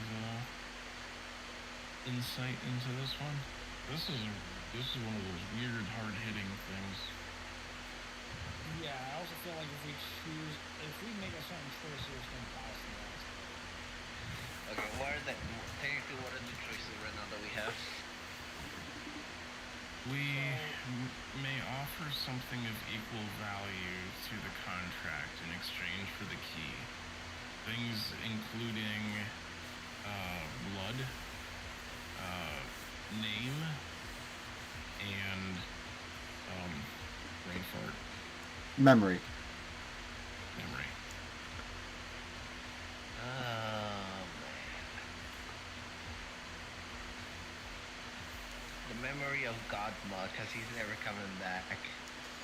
I will say that at the end of the contract, you probably would have read this as well. Whatever you give in this trade cannot be reclaimed. Okay, yeah, the memory of Godma. So, yeah. The memory of the wizard that never came back.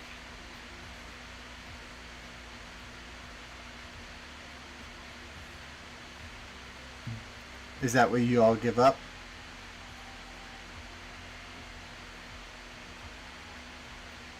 Oh, we all have to give it up?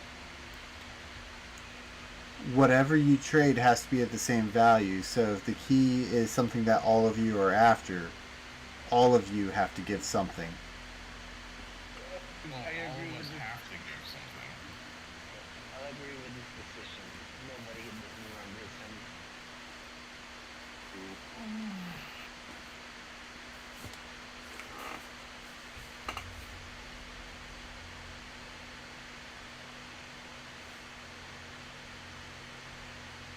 I hate this kind of choice. This is stupid fairy realm crap. It is. Well, my suggestion is on the table. Okay, here's one thing I want to put forward. Because the thing is that if we give someone like blood, right, we are bound to the contract, does that mean that then too the key is bound to us, and that way Mason can't get it unless he gives it to me at equal value? Which the only thing he has value to anyone right now is Elia. So he can't really do that. Or he would have to kill us to get it. I will say this: killing would not get him the key. I'm sorry, repeat that. Killing you guys would not get him the key. Sweet, so value it is.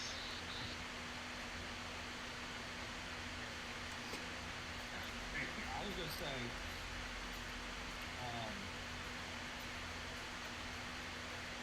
because no matter what we do, then him killing us will not get him. Correct.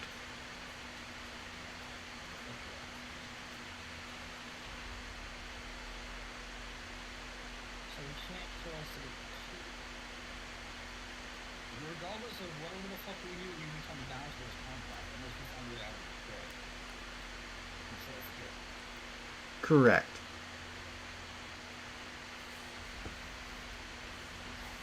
I wish I could just smite the contract.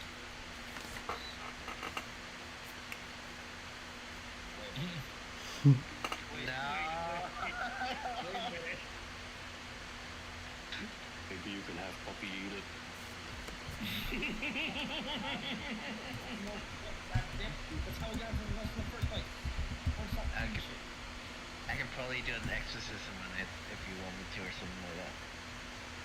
Okay, you're not actually a priest. I am 100% a priest. Fuck you. You didn't actually receive any training from the clergy. You're not a priest. I don't need to. I'm already a priest. That's not how we... I have the talent, the certification, the power, and the rope. You not have the power of the whole fucking cleric. I have the power of priest, not a cleric. Fuck do you think a cleric is? A level 2 priest. A priest who went to college. A priest who went to college. The dude is, I'm like... If I planted him into the stratosphere, we never found a fire.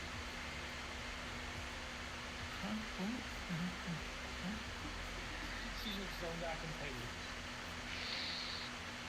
I mean, I am the closest thing you got. Tell you what, I'll try and smite it, and if that doesn't work, then you can enter the priestly abilities. Okay? Okay. Alright. I'm just gonna pop it on the ground. And use the fire sword, ignite the fire sword, and then try to smite it. Okay. This might be entirely assuming it might go horribly fucking wrong. I'm really hoping that the contract bounces a smite back at Lyra. It doesn't work like you think it does. I know. But it will be funny though.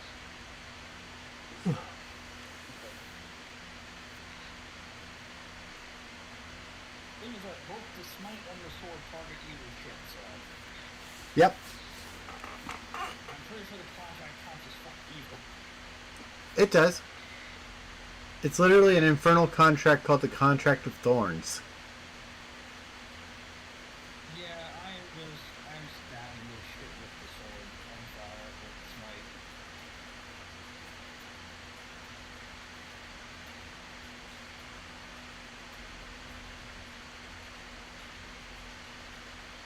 Just giving an absolute fuck you. Alright. I'm not going to ask you to roll to hit, but I'm going to ask you to roll damage.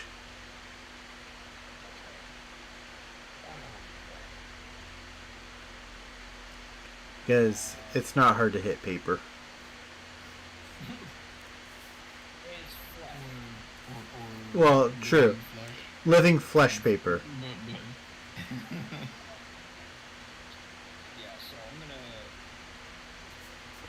fire sword I play sometimes. Like I got a certain time, even a second or third time smite.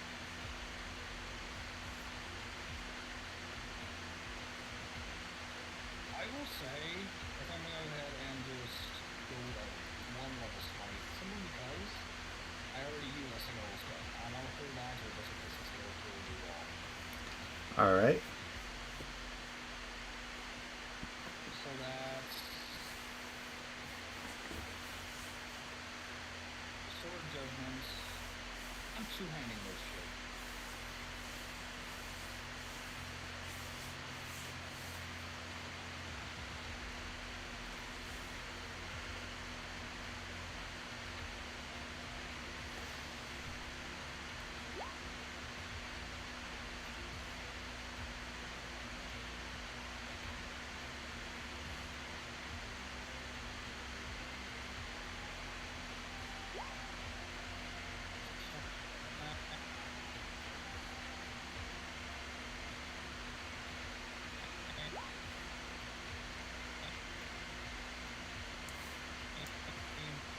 You broke in and out, Ronan.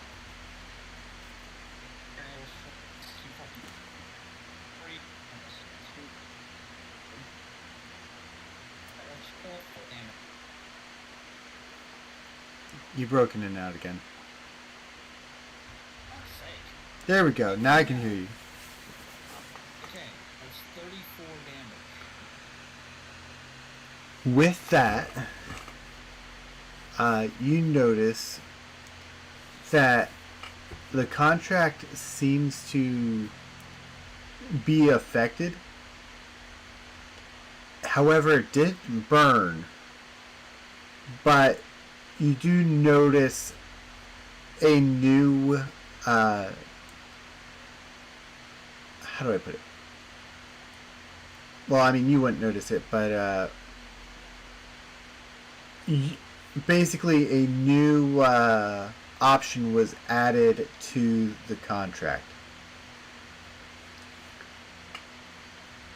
The new option added was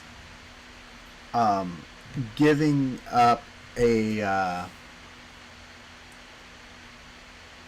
hint of your power, essentially. So when you smited, the contract accepted that, and you are now able to grab the key. Holy shit! Wait, what?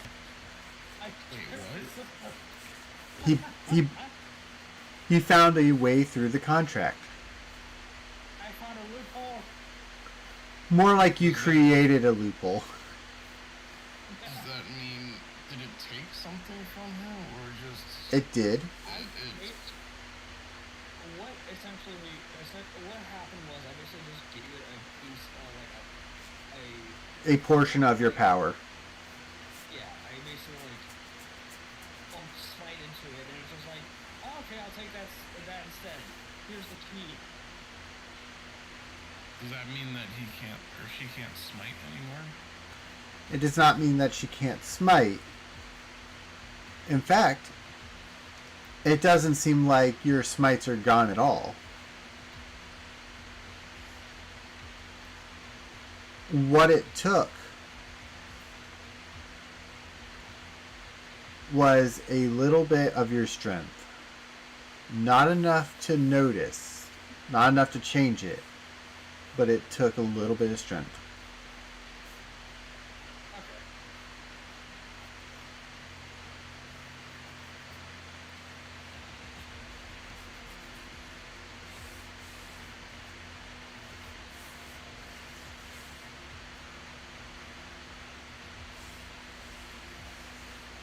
I feel like there's something that's gonna come back around again from that. I mean, once we kill Mason, I'm sure that it'll be fine because the contract is with him. You kill the swords, you kill the contract. Well, I think we might be assuming who the contract is with. No, he said it. He literally said it was a contract that he made with Mason. Oh, did he? I missed that then, I guess. Yeah. He made the contract with a few people, but Mason was like the main person. You would have actually noticed when you were reading it, Goo, that there were 3 names on there. Or, sorry, not 3, 4 names on there. Mm-hmm. The name of the priest that you're currently talking to, Priest Hassad. I'm going to put him in Roll20 real fast.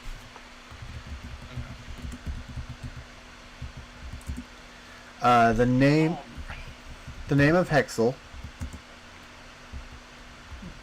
You had Mason in there. And the 4th name that was in there was Ashen.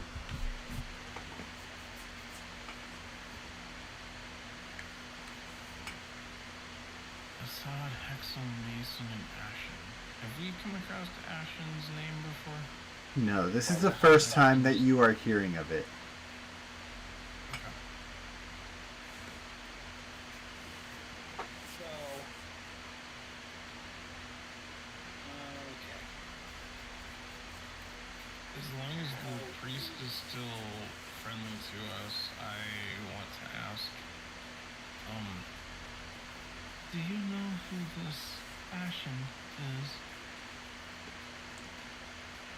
Ashen. He starts thinking for a second. Ashen. He's a demon. Big and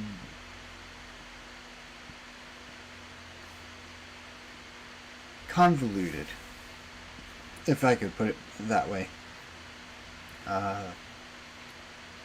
He has he would describe the demon as being big with a like big and muscular with a metallic arm, like almost like the demon's one arm was removed and this is a prosthetic that was added in its stead. Same with one of his wings, and his eye is actually like covered by a metal eye patch. With that description, can I do a check, preferably history or arcana, to try and identify his bailiwick or whatever you want to call it, where the realm that he comes from, and if he serves one of the gods?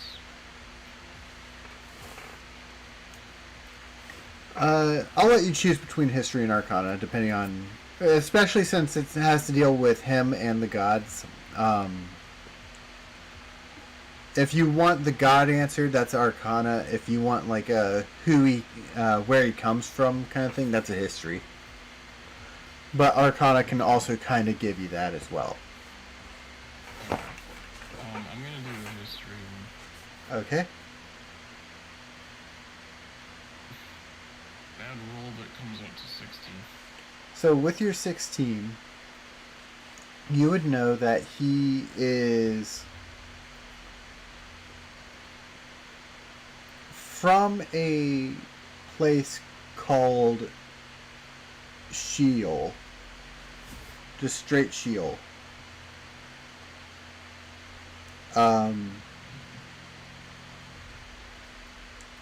You would have, your history reminds you of the book that Gabriel had taken from Reaper. Oh. That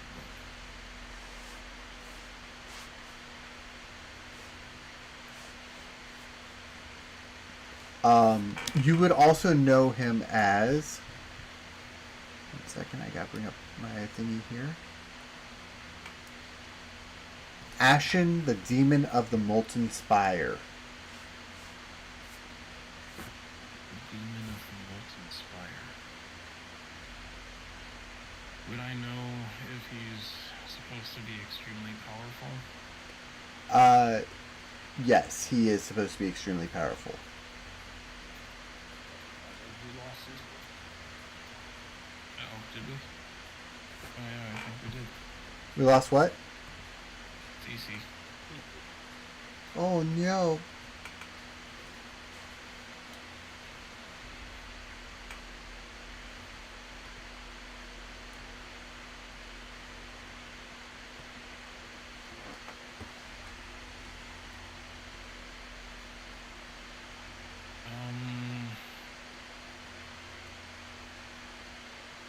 Everything blinked for a second. I thought maybe he reconnected, but that wasn't him. Okay. I guess that's where I wanted to go with it. I think I cut Ronan off from doing something. Cece's back. Welcome back, Cece. I'm blinded.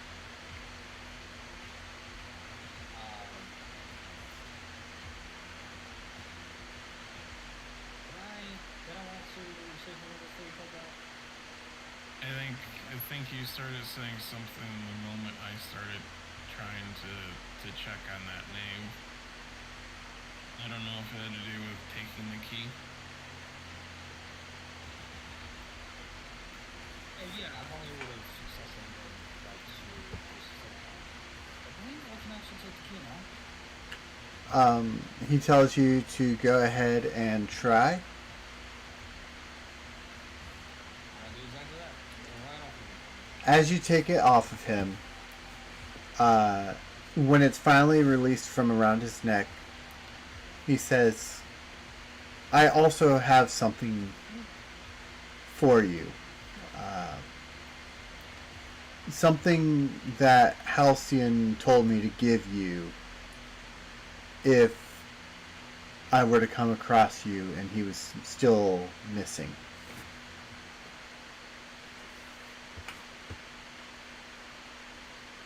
He reaches inside of his robe and pulls out a single letter. It It looks. is letter A. Sorry. It looks. It looks like a very worn and tattered envelope. You can definitely see wear and tear on the ridges, and you see wax on the like a wax seal on the back. Something that none of the other letters that your father had hidden had.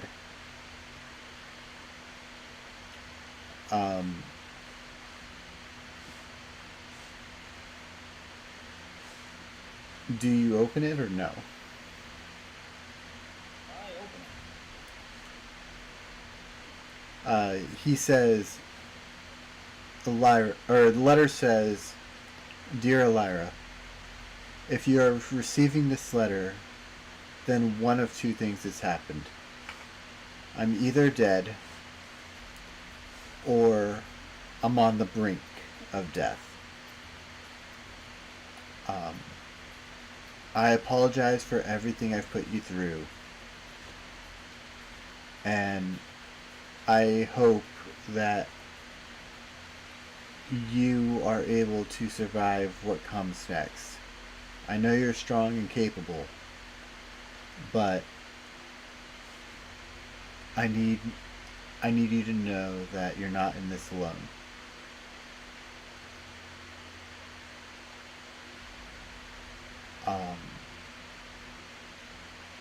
At the very end of the letter, it says, make sure to take care of your mother for me.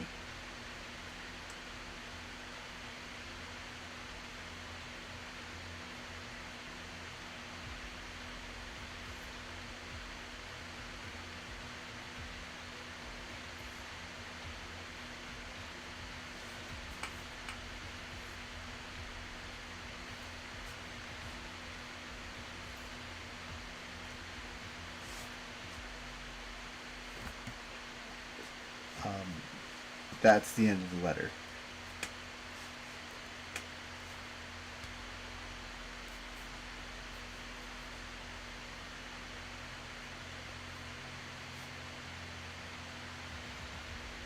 I was having kind of this death to this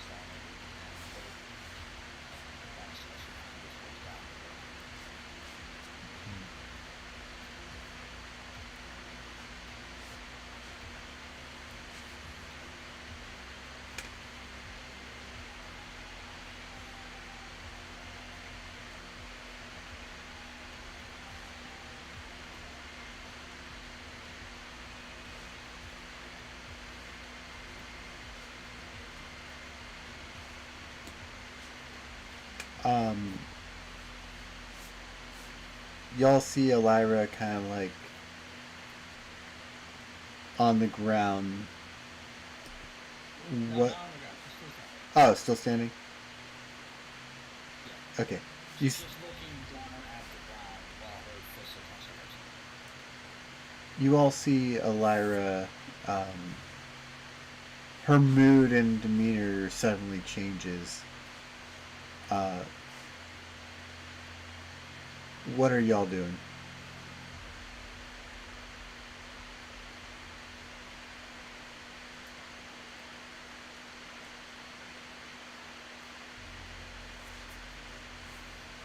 Always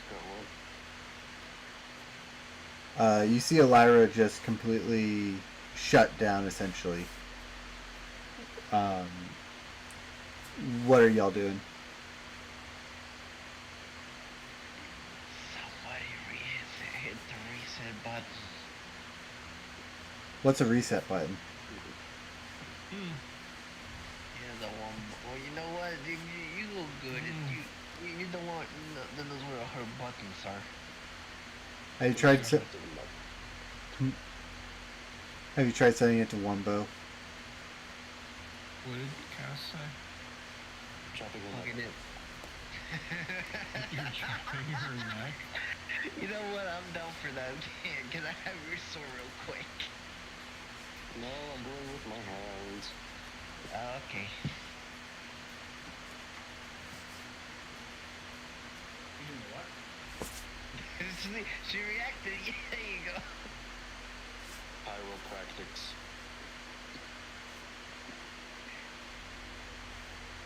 That's life. What the fuck is the theory, right?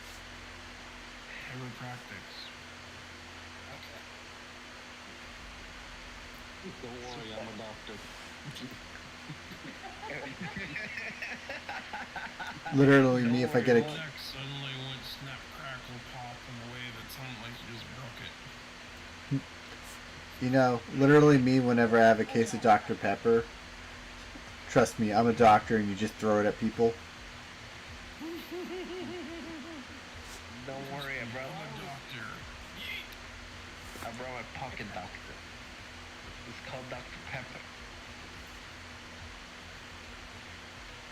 Well, I will kind of shake her head, kind of, to take herself a bit. You can see that she's struggling with this, because that whatever was on that letter that she just read, it's hard. It's just very long. And So that so, easier for me to say, and this is probably the most venom. And it's weird because it's a lot of like calm, but nonetheless a weird amount of venom.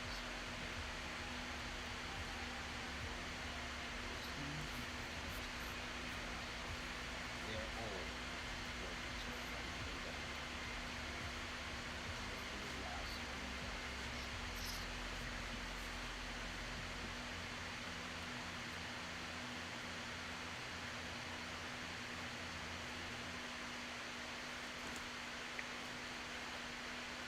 I want y'all to like imagine that as she's saying this, a rumble starts to shake the entire ruins that you are inside of.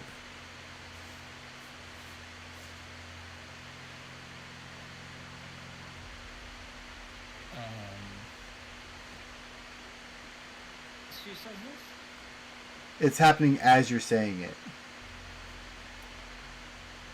As in like the Elvira is the source of it, or No, you are not the source. It's just Coincidental timing. it's coincidental. Yes, like the ruins are starting to shake. The ceiling is starting to. You know how like when earthquakes happen and shit, and you're inside of a mine, dirt kind of just starts falling to the ground from the ceiling. Think of that for in here. You're starting to see like dirt kind of like shake down. There's small areas in the ceiling where it almost looks like a hole was formed there, and now it's just filling with soil. I think one of the gods farted. We should go.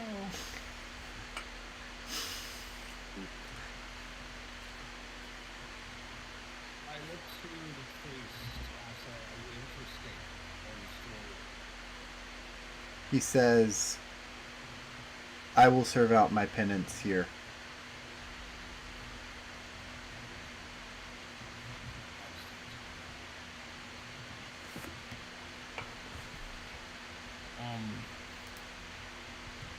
Everybody else is leaving.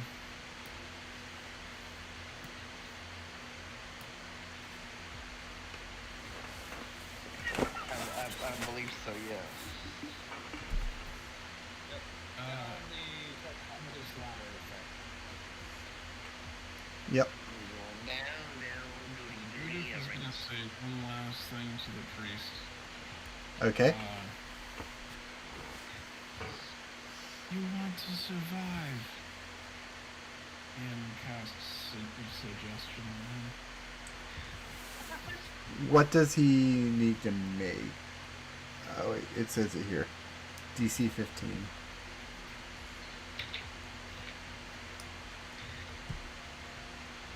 Well, I'm just going down. Oh, it's nice to see another priest around these parts. Motherfucker.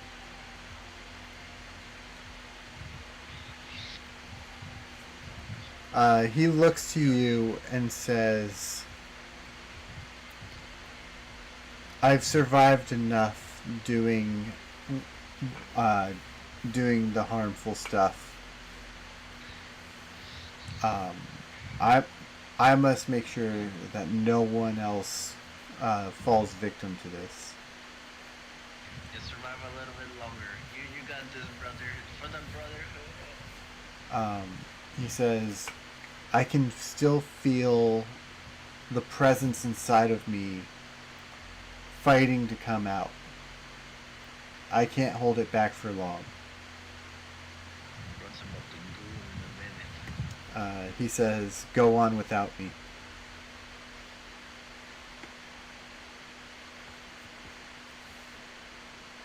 She looks at him for a few extra moments before leaving a little slower than she probably should leave, but she leaves. Alright.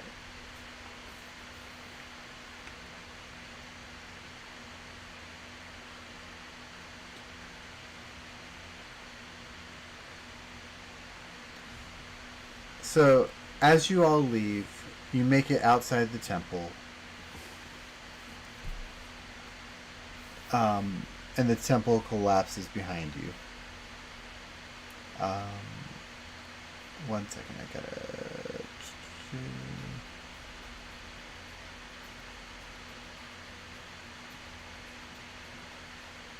You make it outside the temple, just outside the back area. Ignore Mason, he's not here.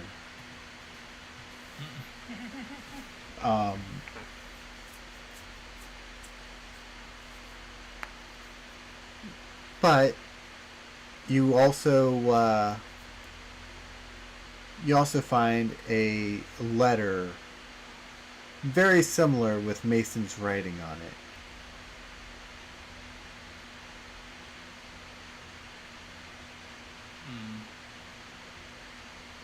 And if nobody else goes to it, Judith is.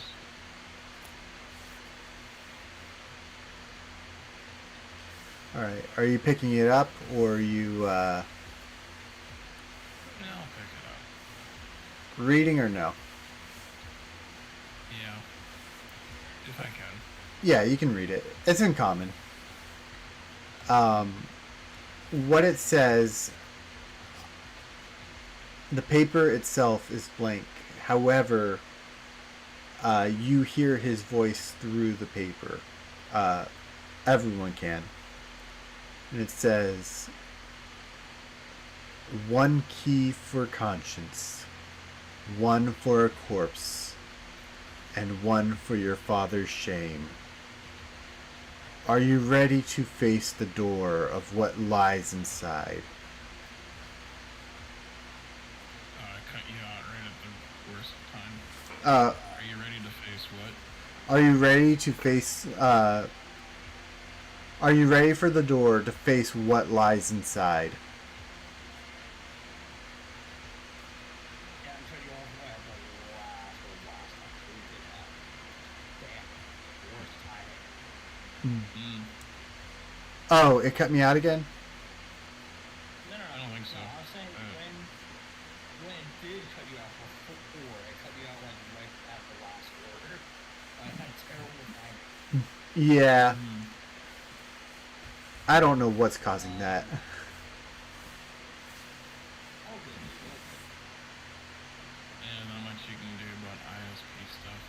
pretty Yeah. sure it comes down to that. Probably.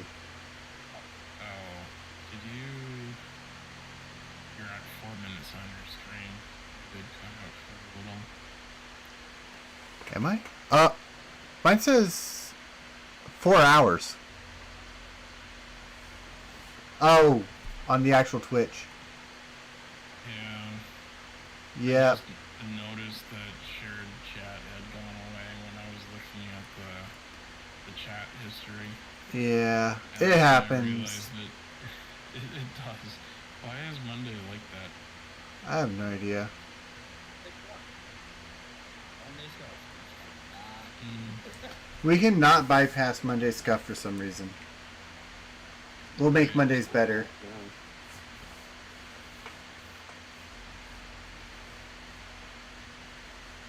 Okay, so we're out. He left a voicemail, and mm-hmm. Yep. I'm guessing it's not a you can respond to this thing. No, Message, is it? no. Literally, once the message plays, it ripped itself up. Ah, okay. So I was gonna say if it didn't destroy itself, I was burning it.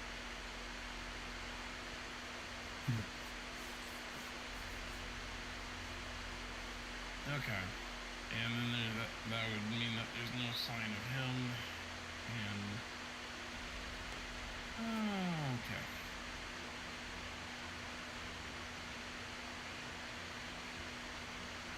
Basically, he just said, "Face what's inside the, face what the is inside the door, that is hidden in his manor." And the final uncertainty as to whether the way he phrased it is the house. It's inside of the manor. Yes.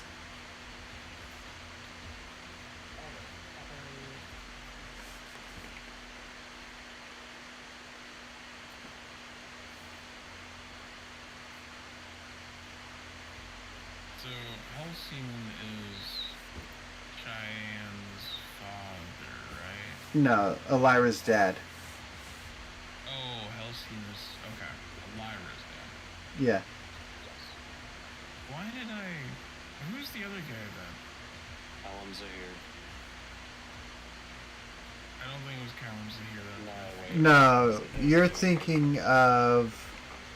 Hang on, let me bring up my compendum because I have. Fucking name. Lizard's dad, right? Is it? Yeah, Callum No. Zahir is No, Solicic's dad is not her father. Fucking did the same thing as Ryan.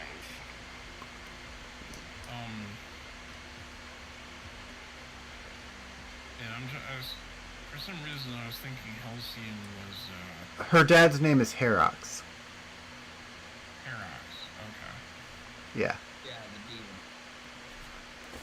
Okay. That's why I kept getting screwed up, because I kept thinking it was him, Mhm. but Halcyon is Elira's father. So if you're wondering why I seem so confused, that's why I was confused. Everyone just has similar names. I mean, Elira and Aurora really know. It really didn't. Then you got Halcyon and Herox. Halcyon, Hexel, Hassad. Yeah, exactly. Shopalapa Ding Dong. There you go.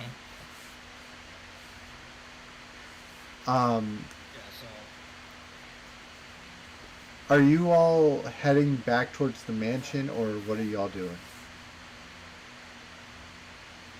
Is it wise to head back to the mansion immediately? You can rest up if you need to. I'd say it's probably about nighttime when this is. So yeah, that's kind of what I was after. Is it's like I don't know what time of day it is, and I don't know if we need to go do something before we go straight there. Nah. long, we'll probably just resting for now and then get out to him immediately after because this makes me requesting it for Yep, I gotcha. So, you long rest, and that is where we're gonna end stream tonight. I gotta read this. Father issues in this city hit different, Rain. At least nobody's related to a cheese wheel. Yet. I can adopt this cheese wheel. There you go, and I can make some cheesy jokes. You don't need a cheese wheel for cheesy jokes. I'm You cheesy. got more cheese than a Packer fan. I'm good at enough. What did you say, Cole? You got more cheese between your cheese. Oh, I was just saying I'm good at enough. You're good enough. Oh no. I was gonna ask. Yes. Oh shit! Yes, you do level up. Oh dear lord, Let's we do fucking love go. Without any combat or anything like that, Uh, just fucking level up. Remember, we go milestone here, and this was a pretty big milestone. We evaded combat through very clever means of skill abilities and chit chat. Yes. We don't have to fight all of our enemies. Apple. Yeah, and I think we also got a little bit of extra credit from the loophole that I just kind of inadvertently found. Yeah. But thank you all for coming. I've been your host, Deco the Punk. Make sure to check out my friends here when they stream. Especially Rain and Ronan. Whenever you get your stuff, let me know so that way I can shout you out as much too. Absolutely, I definitely will. And also, don't forget Gap here streams as well. So, hell yeah. Dude, I can get the lucky feet or the great weapon master. So, Wait, you can't do weapons. Huh? You're a rogue. Yeah, but it's a feat, and I can do it. Yeah, but no, you can. You still don't have proficiency. Yeah, you don't have to. you would have to multi-class for a great weapon, essentially, in order to use great weapons. Oh, wait. Oh, I thought the feats gave you. I don't. I thought yeah, I thought the feat will allow me to just use the weapon because technically I mastered the weapon. no. Because here's the thing, Great Weapon Master would have to be if you come with a way of proficiency in it, and it makes you take a -5 to the hit to do extra damage. Which means that you'd be rolling with a negative. No, it literally says increases your strength score by 1 to a maximum of 20. No, you look at And- the new one. Look at the new one. We're using 2024. I mean, 2014 till the new campaign, or until Yeah. the one-offs. But So you're looking at the newer feats is thought. You gotta look at the 2014 ones. But even so, I don't think you actually get those because Code has something planned for you. oh yes, because, and I want this one on stream before we go away. It's because you are a priest. I'm going to have to require you to take 1 level in cleric. I cannot. Why not? I don't think I can do it without actually multi-class. You can Turn multi-class. off- If you turn off the stat requirement thing, you can cross-class. Yeah. Oh, let me just do 7, level down, then back level 8, and then you want me to add another class, right? So, essentially, you're not leveling up your rogue class. You're only leveling up, or you're going to add a cleric role level instead. Yeah, it's not allowing me to. You have to We'll figure- go into the footage. We'll fix it. You have to go into the first return to turn off stat requirements for class classes. Hold on. But I will catch y'all same time, same place. And until then, I hope y'all have a really good week.